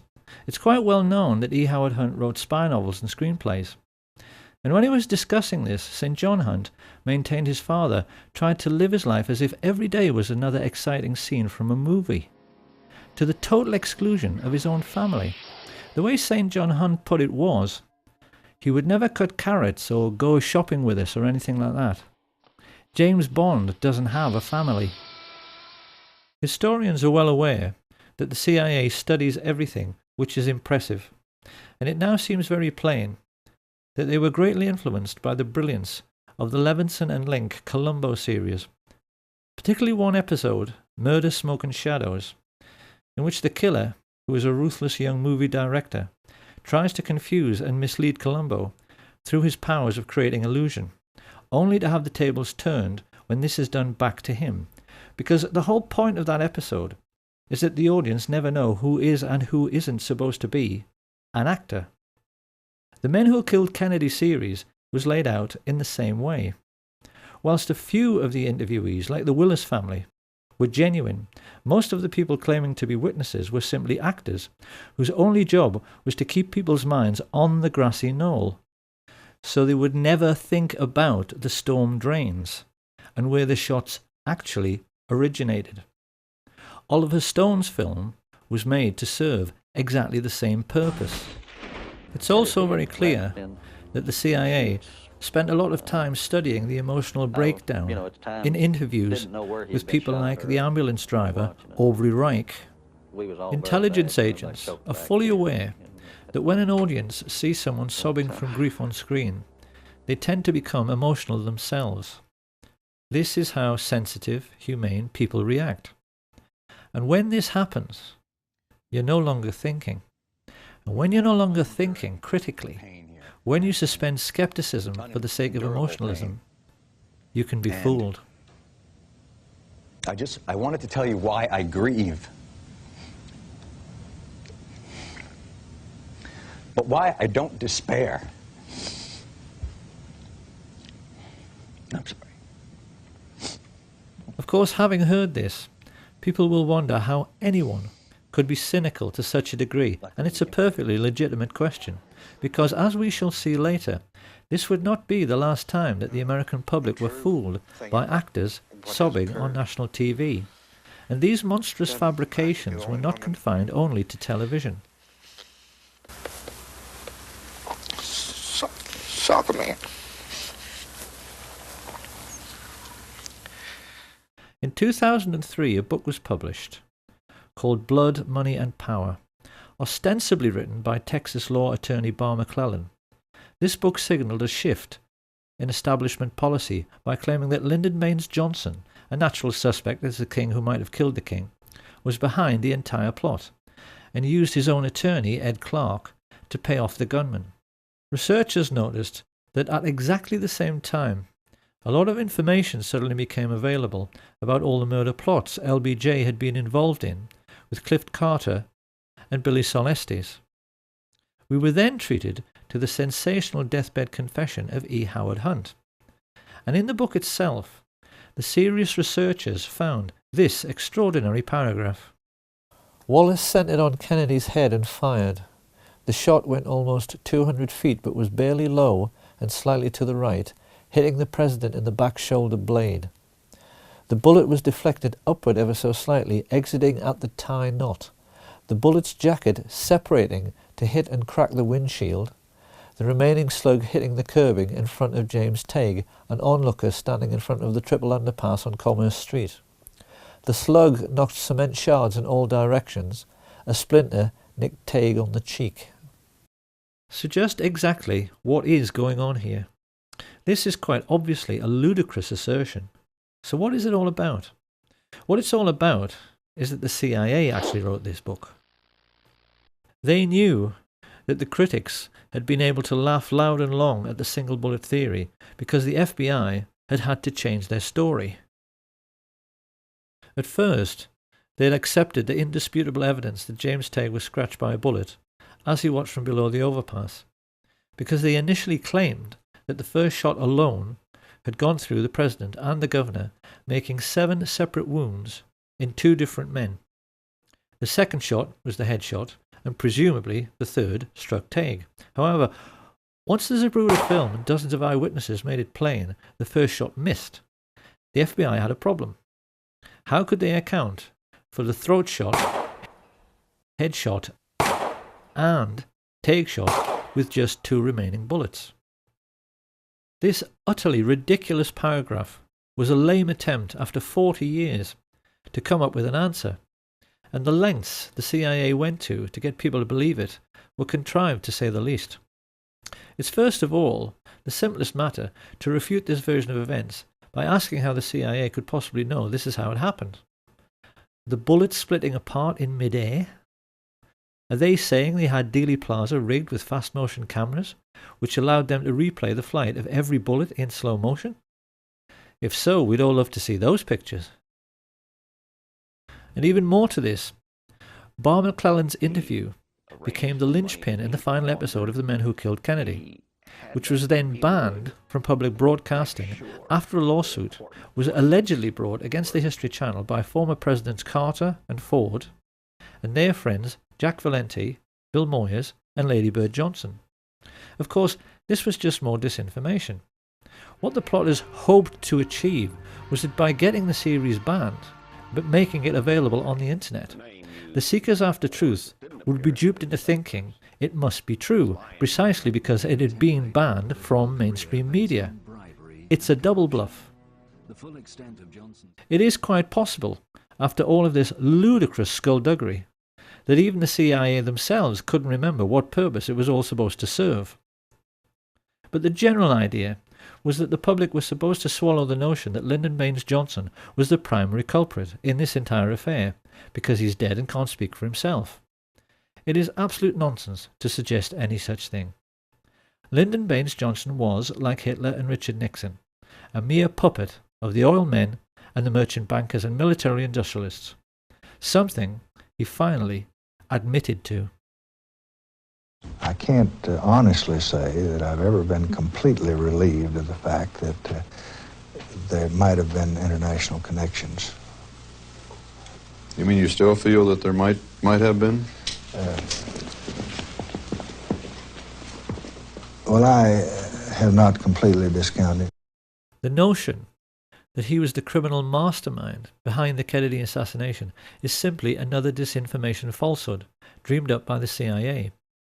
He was most definitely involved in the plot and offered up his personal hitman, Mac Wallace, to be part of it, but the men who actually masterminded the plot were Allen Dulles and David Atlee Phillips, with George Bush being the most important figure in the actual execution of the plan, and even they, in the end, proved themselves to be just as crude and obvious as anyone else in the way they took care of anyone who might incriminate them. On the 22nd of February 1967, Eladio Del Valle and David Ferry were both murdered within minutes of each other, when it seemed they might give information to the Jim Garrison investigation. Charles Boyd Harrelson and Milwaukee Phil Aldericio suffered convenient early deaths in jail, and having been ordered to testify before the House Select Committee on Assassinations, both Charles Nicoletti and George de Mohrenschildt were shot dead at the same time on the 29th of March 1977. Having been scheduled to testify before the same committee, Johnny Roselli met a similar fate. His body was found floating in an oil drum in Dumbfounding Bay, Miami, just after Malcolm Wallace was murdered in exactly the same way as Lee Bowers. On a stretch of empty American highway, his car was forced off the road, then CIA agents smashed his head into the steering wheel until he died, to make it appear like a single-car accident. Not long afterwards, Sam Giancana was shot in the back of the head while cooking sausages, and his spy inside the Chicago police force, Richard Kane, was blasted to death with a sawn-off shotgun in Rose's sandwich shop on the 19th of December, 1973. Absolute proof that George H.W. Bush was the most important figure behind these grisly murders and the Kennedy assassination surfaced quite recently in a declassified FBI memo which revealed he was working for the CIA in 1963 and not from 77 onwards, as he'd always claimed. He had been a lifelong friend of George de Mohrenschildt, who had actually begged him for help when he realized the CIA were trying to kill him. It was therefore rather ironic that when the police checked de Mohrenschildt's wallet, they found an address card, which gave them a direct lead straight to the guilty party had they but chosen to follow it up. It said George Poppy Bush, his CIA code name, Zapata Petroleum, Midland, Texas. It became a farewell note from the man who coordinated the crime of the century, a man whose father, Prescott Bush, had created the CIA in the first place, along with his friends some 30 years before, purely in order to take care of their own business interests. They arrogantly believed they were more intelligent than anyone. But in the end, the means the George Bush-led CIA chose to silence all the major underworld figures who might incriminate them proved to be every bit as crude and obvious as Ruby's killing of Oswald on television. The whole point of George Bush and his Central Intelligence Agency was that they were supposed to be intelligent, and yet in the end they couldn't even fool little old ladies. And who is going to inhibit them? The gangsters that are running this country is going to inhibit somebody. All institutions of the American government are essentially a gangster syndicate, and everybody knows this. So perhaps it's time now to ask what we have learned and how best we can use this new understanding about the West's secret history to evaluate what is really going on in our world right now.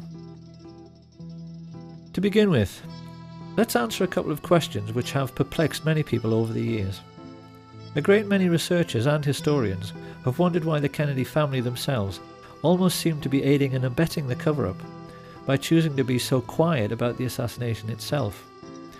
After the revelations of Chuck Giancana, there now seems little doubt that this is because they know a full disclosure of Joe Kennedy's dirty political dealings with the mafia would likely leave the Kennedy name in a very tarnished state.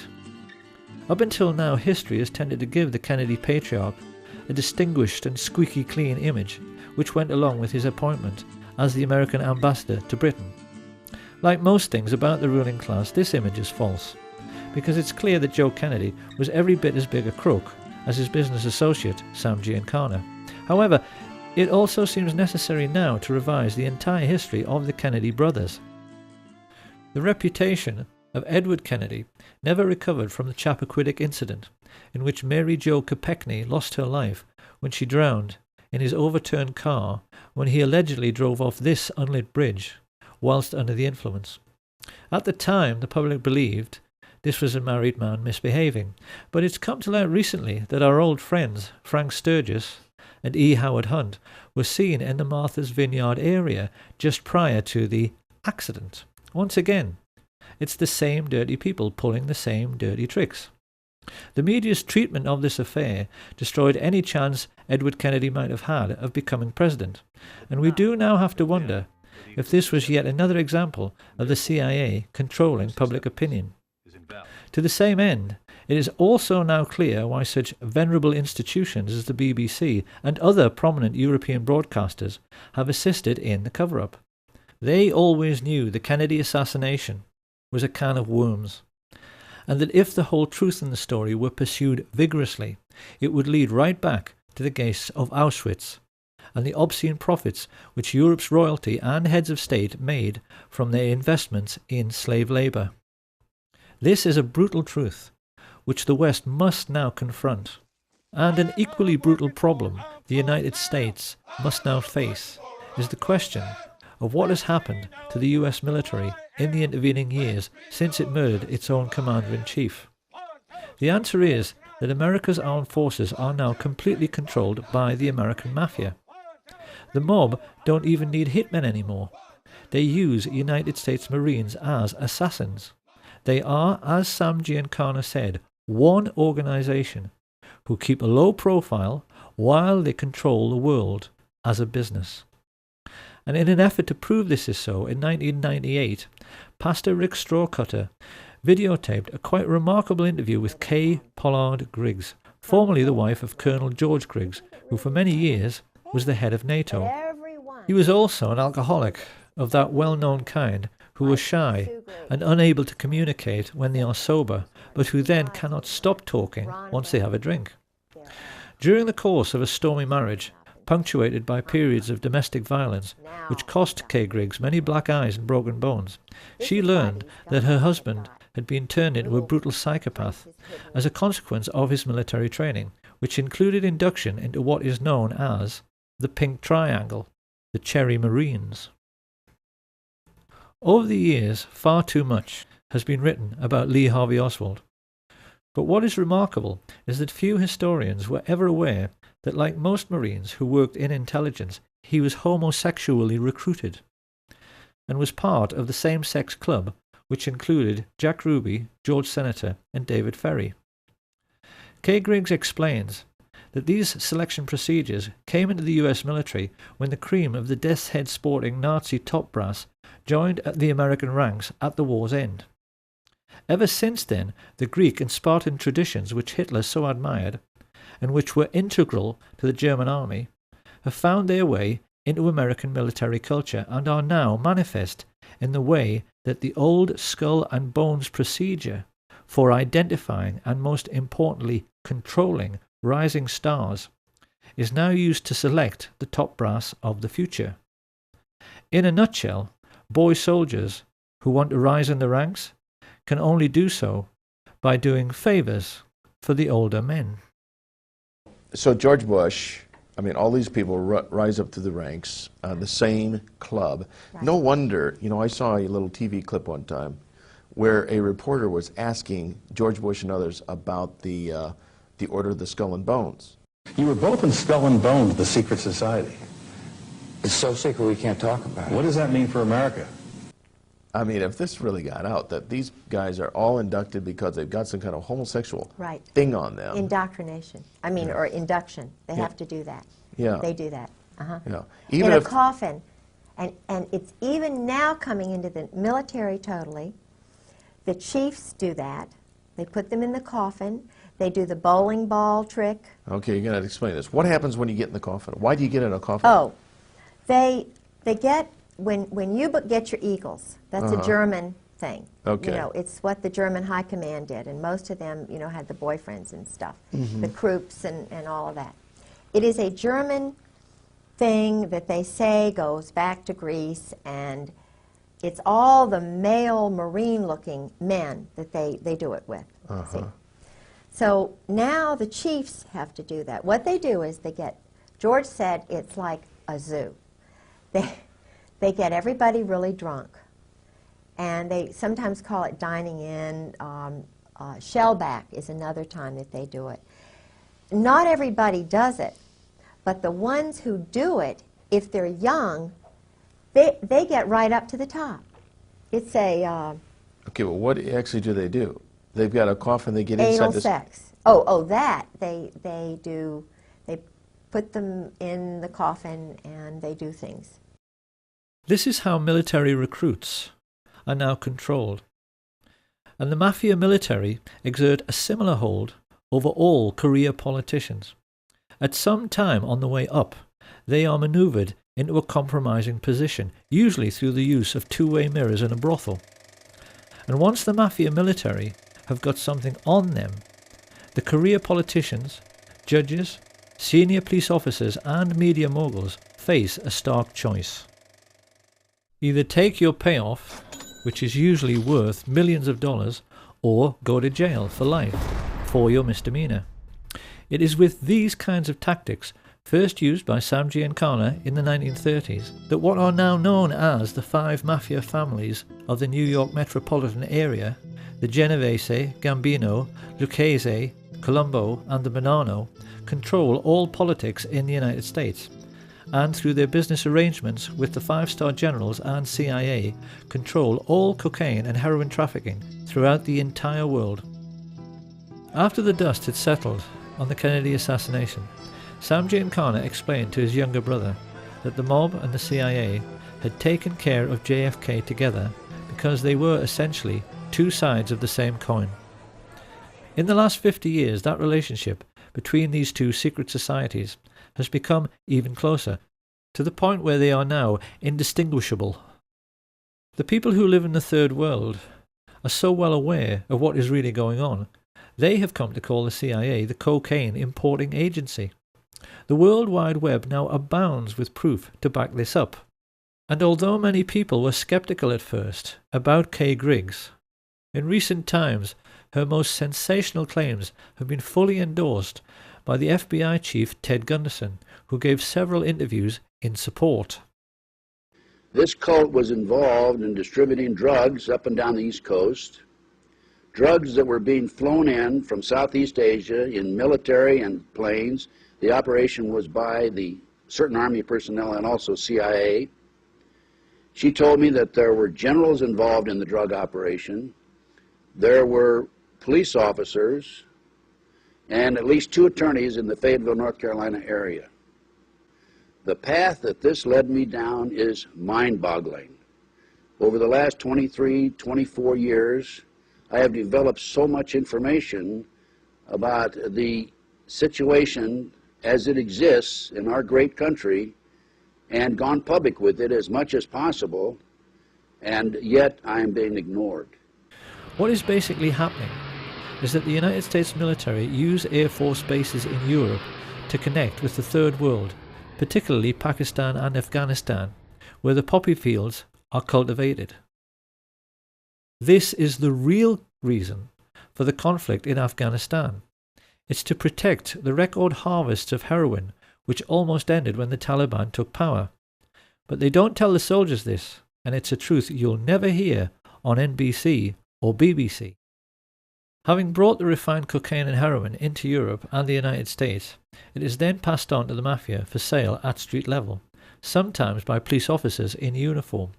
It's an arrangement which nets the generals and the mafia chiefs billions, and the fact that someone of Ted Gunderson's credibility was completely ignored when he went public with this information underlines the fact that our entire mainstream media, as well as the entire justice system, has been bought off.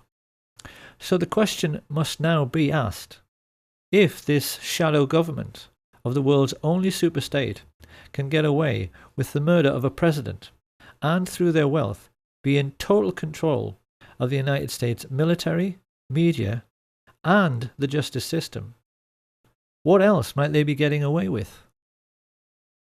Could it possibly be that the serious researchers have been right all along?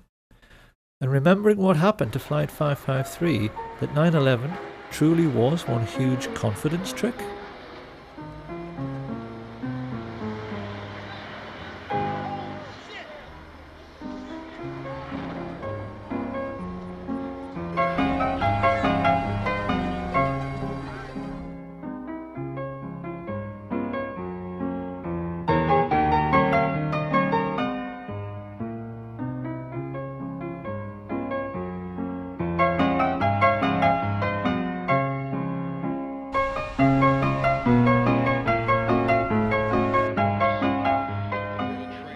Once the dust had settled on 9/11, people immediately began to realise there was something very wrong with the 9/11 TV coverage.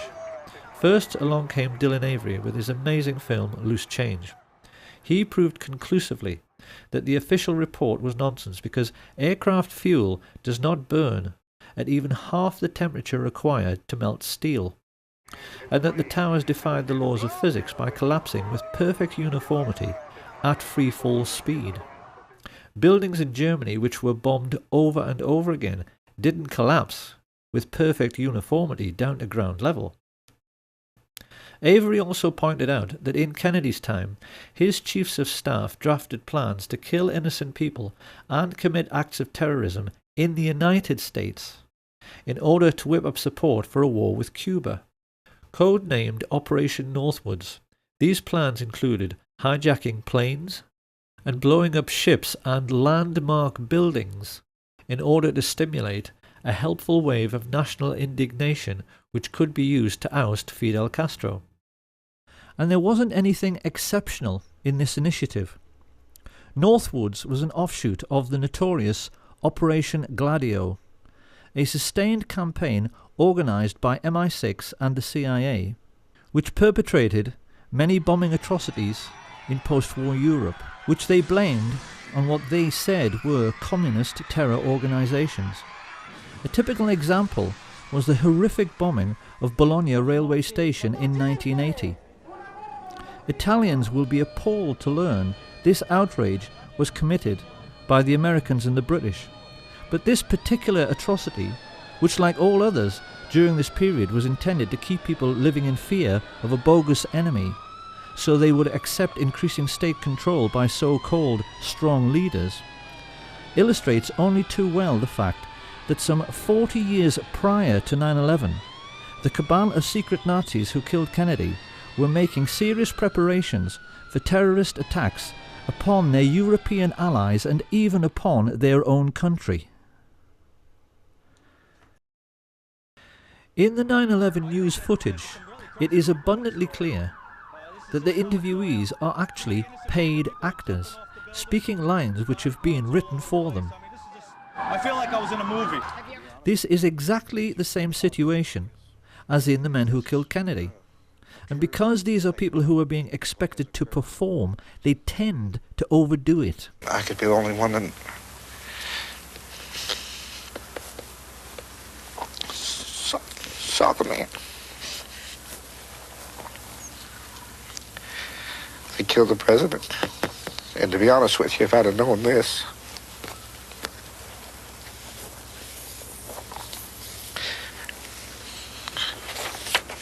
I wouldn't have given the interview.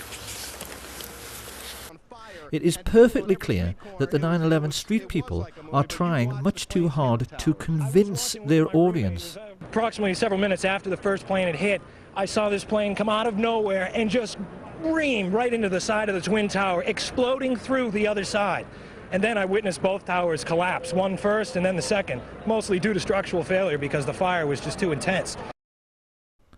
9/11 was in reality just another CIA special effects movie production.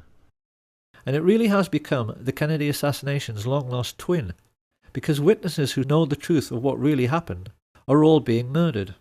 This didn't stop some people from immediately pointing out that the London Tube bombings were a hoax. The alleged terrorists couldn't have ridden into London on a train which was cancelled. And seasoned researchers are now becoming quite surprised at how sloppy and obvious these alleged terrorist acts are becoming. Any detective would instantly realise the Woolwich terror incident was a joke. We were shown pictures of a supposedly decapitated man lying prone on the street. If that were true, he should be lying in a puddle of his own blood, and the alleged attacker would be soaked in blood all over his front from arterial spray.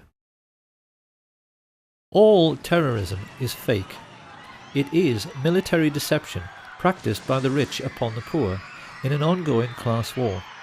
And the most important weapon at their disposal in this class war are television presenters. The BBC has actually become the Ministry of Truth from Orwell's 1984. Everyone working for the BBC today is a whore of the ruling class and a traitor to our way of life, because it is very hard to believe they are all unwitting accomplices in this class war. When we remember that it was some of the BBC's own journalists who revealed that the 9/11 hijackers were all alive, it's hard to accept that their news presenter colleagues haven't figured out the totalitarian nature of what people like Jane Stanley, who reported the collapse of World Trade Center 7 20 minutes before it came down, are really up to. And yet still they go on giving us reassuring smiles, while telling lies on behalf of the ruling class. Of course, then people ask, oh, yes, but why would they do it? Why is all of this Muslim, multicultural, political correctness thing happening to us right now? It's happening because we no longer have an enemy. Tourists today can visit what used to be the Eastern Bloc, and they can photograph the derelict, rusting heap of scrap metal, which used to be the Soviet war machine. It has gone, and this has created an unprecedented political situation which the world has never seen before, in which there is only one superstate, the Anglo-American alliance. No other power on Earth today is capable of fighting a war on the grand scale. China, North Korea, Russia simply do not have the economic resources.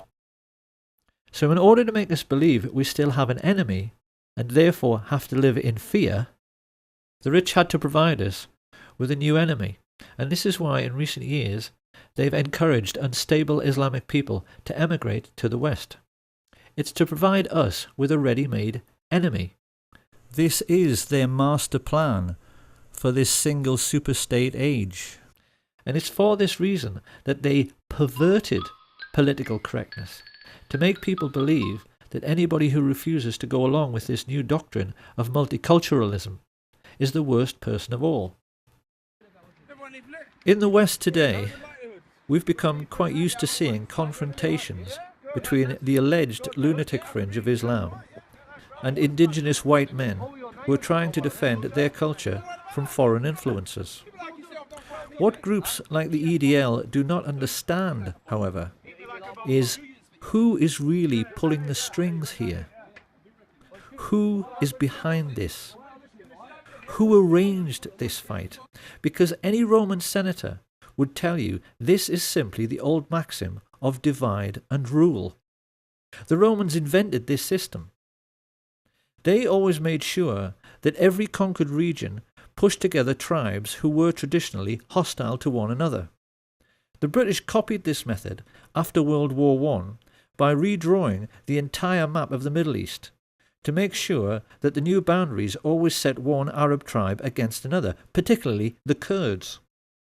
What we see on the streets of Britain and America today is the same thing. The whole idea is that while you're fighting against Muslims and they're fighting against you, no one has the time to stop and think about who actually created this situation and who their real enemy really is. The rulers of the Middle Ages arranged a never-ending religious war between Catholic and Protestant for precisely the same reason. Now, why must we always think we have an enemy? Because the ruling group always maintain their position in society by controlling the population through fear. Think about it. If we don't have an enemy, would the public be prepared to pay for the army? Would we be happy to pay for MI5 so that they can read our emails and put a surveillance camera on every street corner? Big Brother has to have an excuse for watching us all the time. And what they call national security is always the perfect excuse. The moment you make a world at peace, it's gone. The keystone in the arch of ruling class power is gone if we don't have an enemy. So the rich are always going to provide us with an enemy forever. And the lesson we need to learn from all of this is that everything in our lives is and always has been a rich man's trick. When people think of ancient Rome, they always tend to think about the gladiators in the Roman arena. But something people don't realise is that Roman amphitheatres were a scam. They were perhaps the very first big confidence trick in human history, played by more cunning rich men upon a naive public. What Caesar did was to say to the Roman Vulgate, I will give you gladiatorial games, but only if I can have your votes. And he only offered this bargain because he knew the Vulgate loved the games more than they loved anything. This is how the Roman maxim, panem et circenses, bread and circuses, became established. Because Caesar was the first politician to understand that if you give people what they want, they will tolerate being ruled. By this means, Julius Caesar made himself into the first dictator whose fortune was protected by a professional army. And everything that every ruler has given us since Caesar has simply been another rich man's trick. Religion is a rich man's trick. It was invented because wealthy rulers realized the population was getting too big for soldiers to watch over constantly, so they replaced the idea of having many gods with one single god, a simple idea simple men could understand, who could see what everyone was doing all the time. The idea of one God became the surveillance video of the ancient world.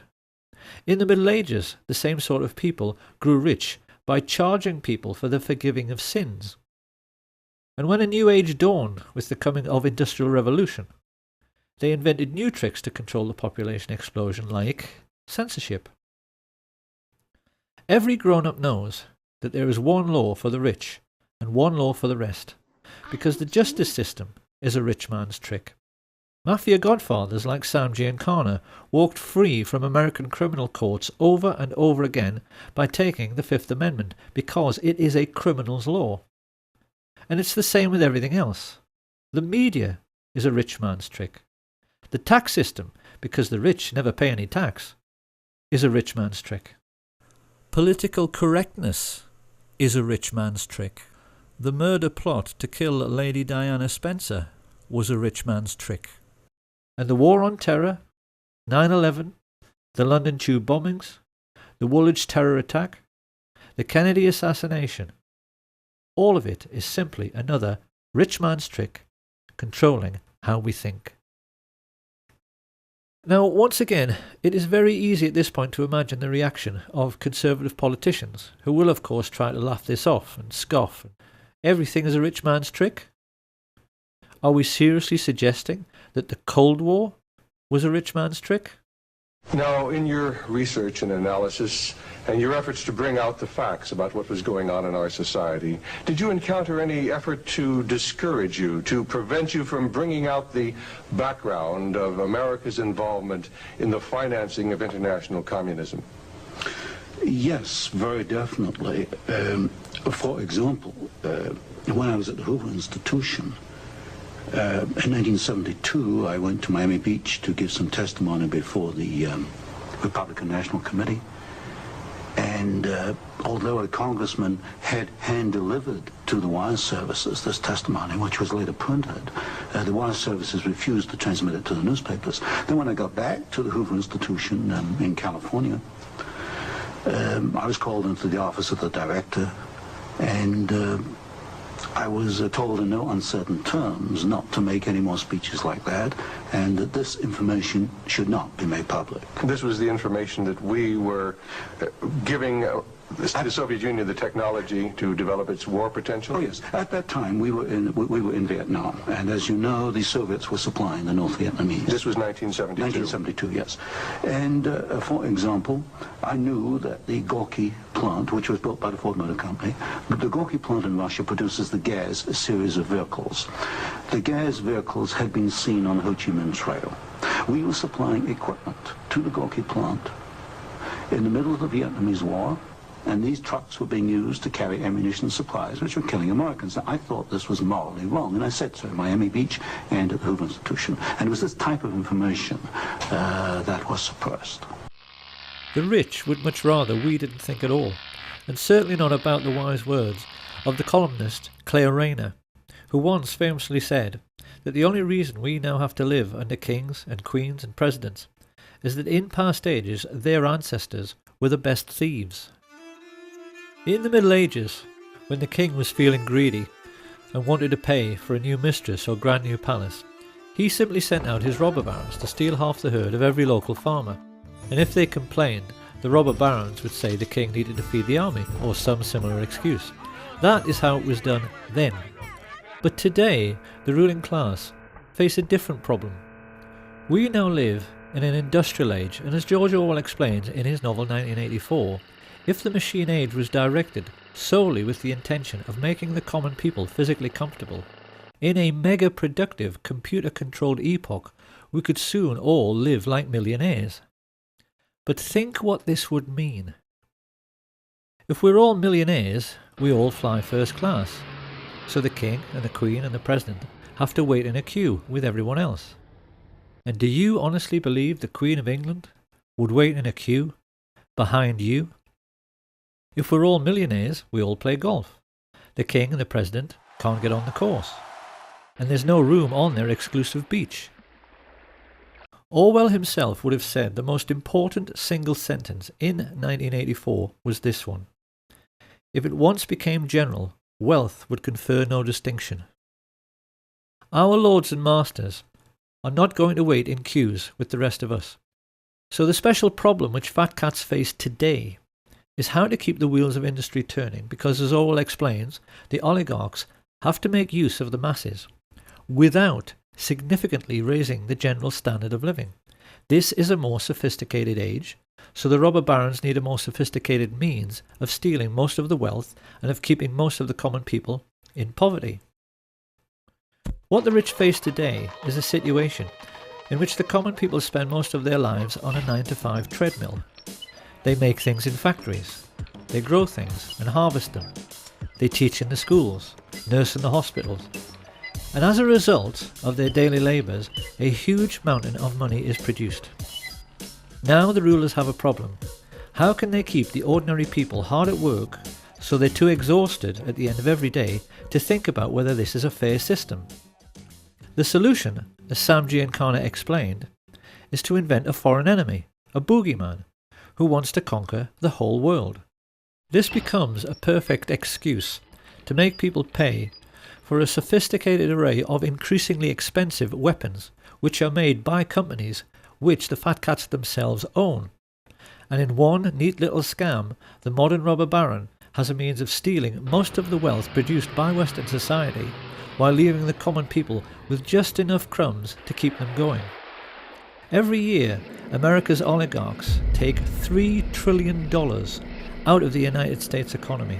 According to some estimates, we cannot track $2.3 trillion in transactions. $2.3 trillion with a T. That's $8,000 for every man, woman, and child in America.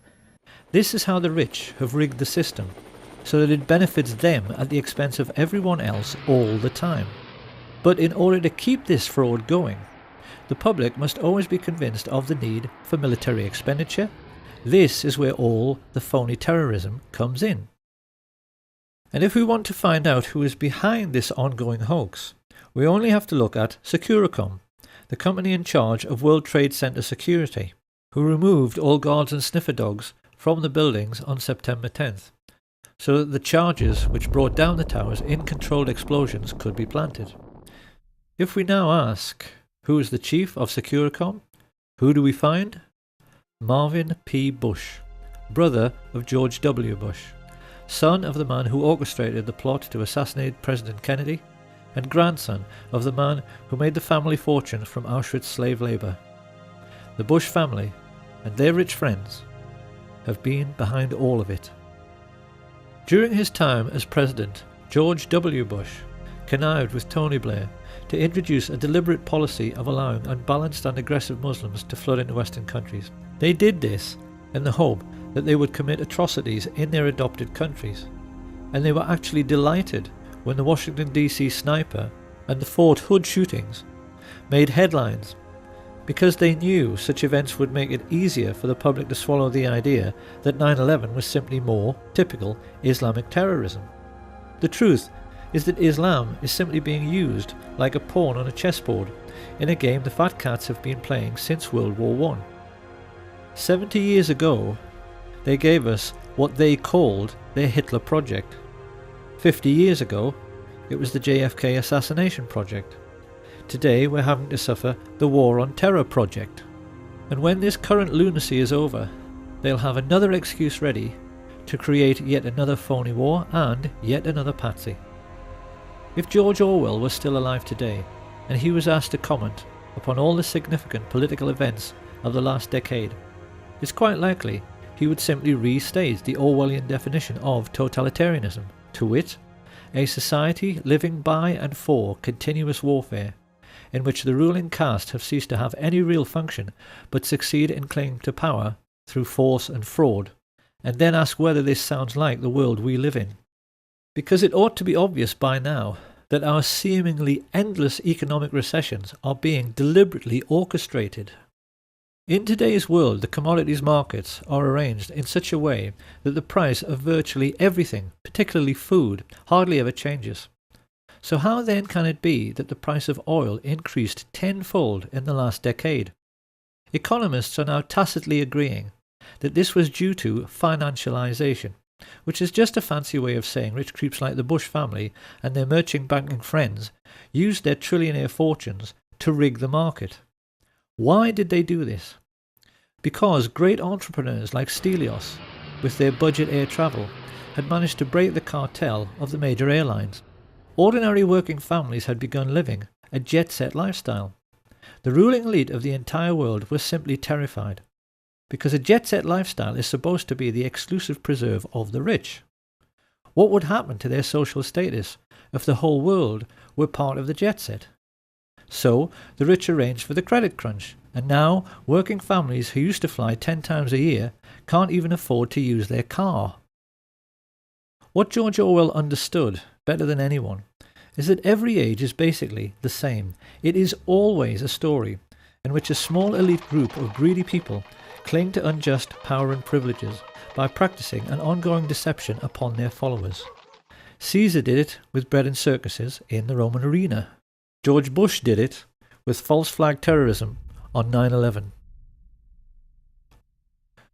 British newspapers have told their readers that the Queen of England is only the 10th richest person in the UK with a fortune of $3 billion. But experts who have calculated her real wealth reckon that her ownership of 1/6 of all the land on planet Earth puts her true fortune nearer to 22 trillion. And they also estimate the true wealth of the Queen's merchant bankers, the Rothschilds, the people who started all of this greed by lending money to the Harrimans and the Morgans, to be at least 100 trillion. So finally, we have to ask, what is to be done about all this?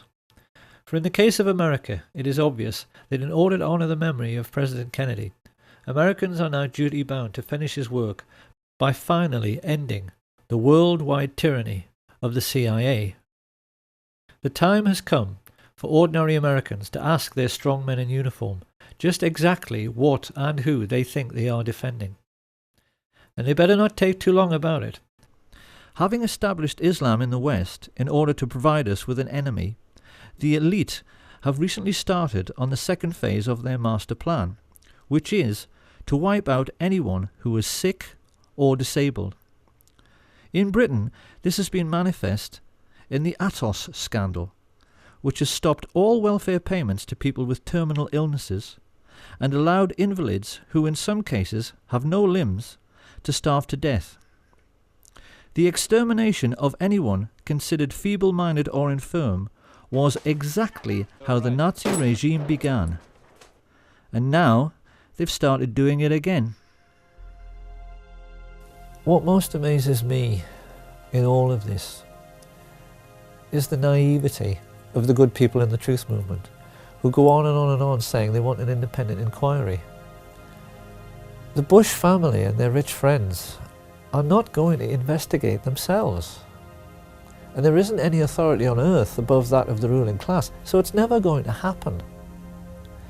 These people have got the police and the judges and the justice system completely under their control. The Queen of England cannot be prosecuted for anything, not even genocide, in a Crown Court, because the Crown Courts are hers. She owns British justice. The only way to change our corrupt system is through revolution. Everyone has to sign up to the Revolution Now website, and then the people have to march on Washington, just as they did for CIA agent Barack Obama's inauguration. Only this time they need to kick him and every other crooked politician out and take power genuinely for the people's sake. And once again, they better not take too long about it, because the last time the rich decided to play a really big trick on the world, 6 million lives were extinguished. Supposing they decide to give us the world's first incidence of phony nuclear terrorism by dropping an atomic bomb on Cleveland or Birmingham or on Chicago, what then? But perhaps Chicago itself might be a good place to pause and offer a word of warning to the citizens of the United States before they start thinking about the next American Revolution. We should always remember that Al Capone was seen as a hero by the ordinary working people of his own time because he gave them what they wanted: booze, sex, gambling and drugs.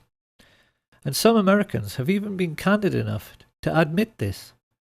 We all play numbers, we all go to the racetrack, you know what I mean? We all cheat a little bit.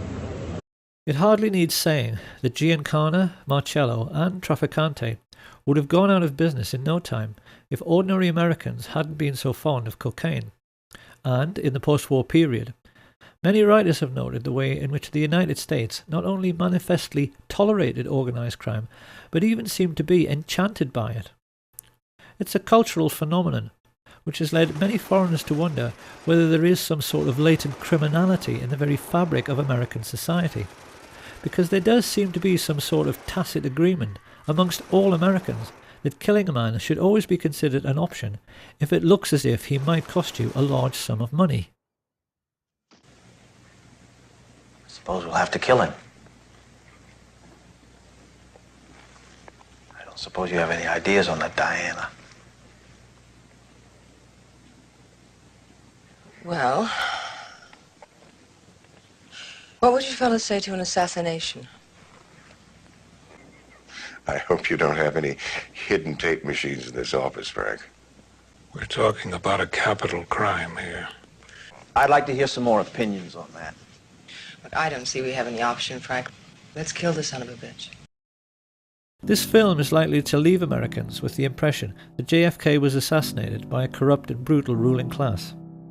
Perhaps they should ask themselves if they are quite sure that he wasn't simply killed by America. So it seems that finally we are left with a very simple question. What kind of society is it which kills its own best men?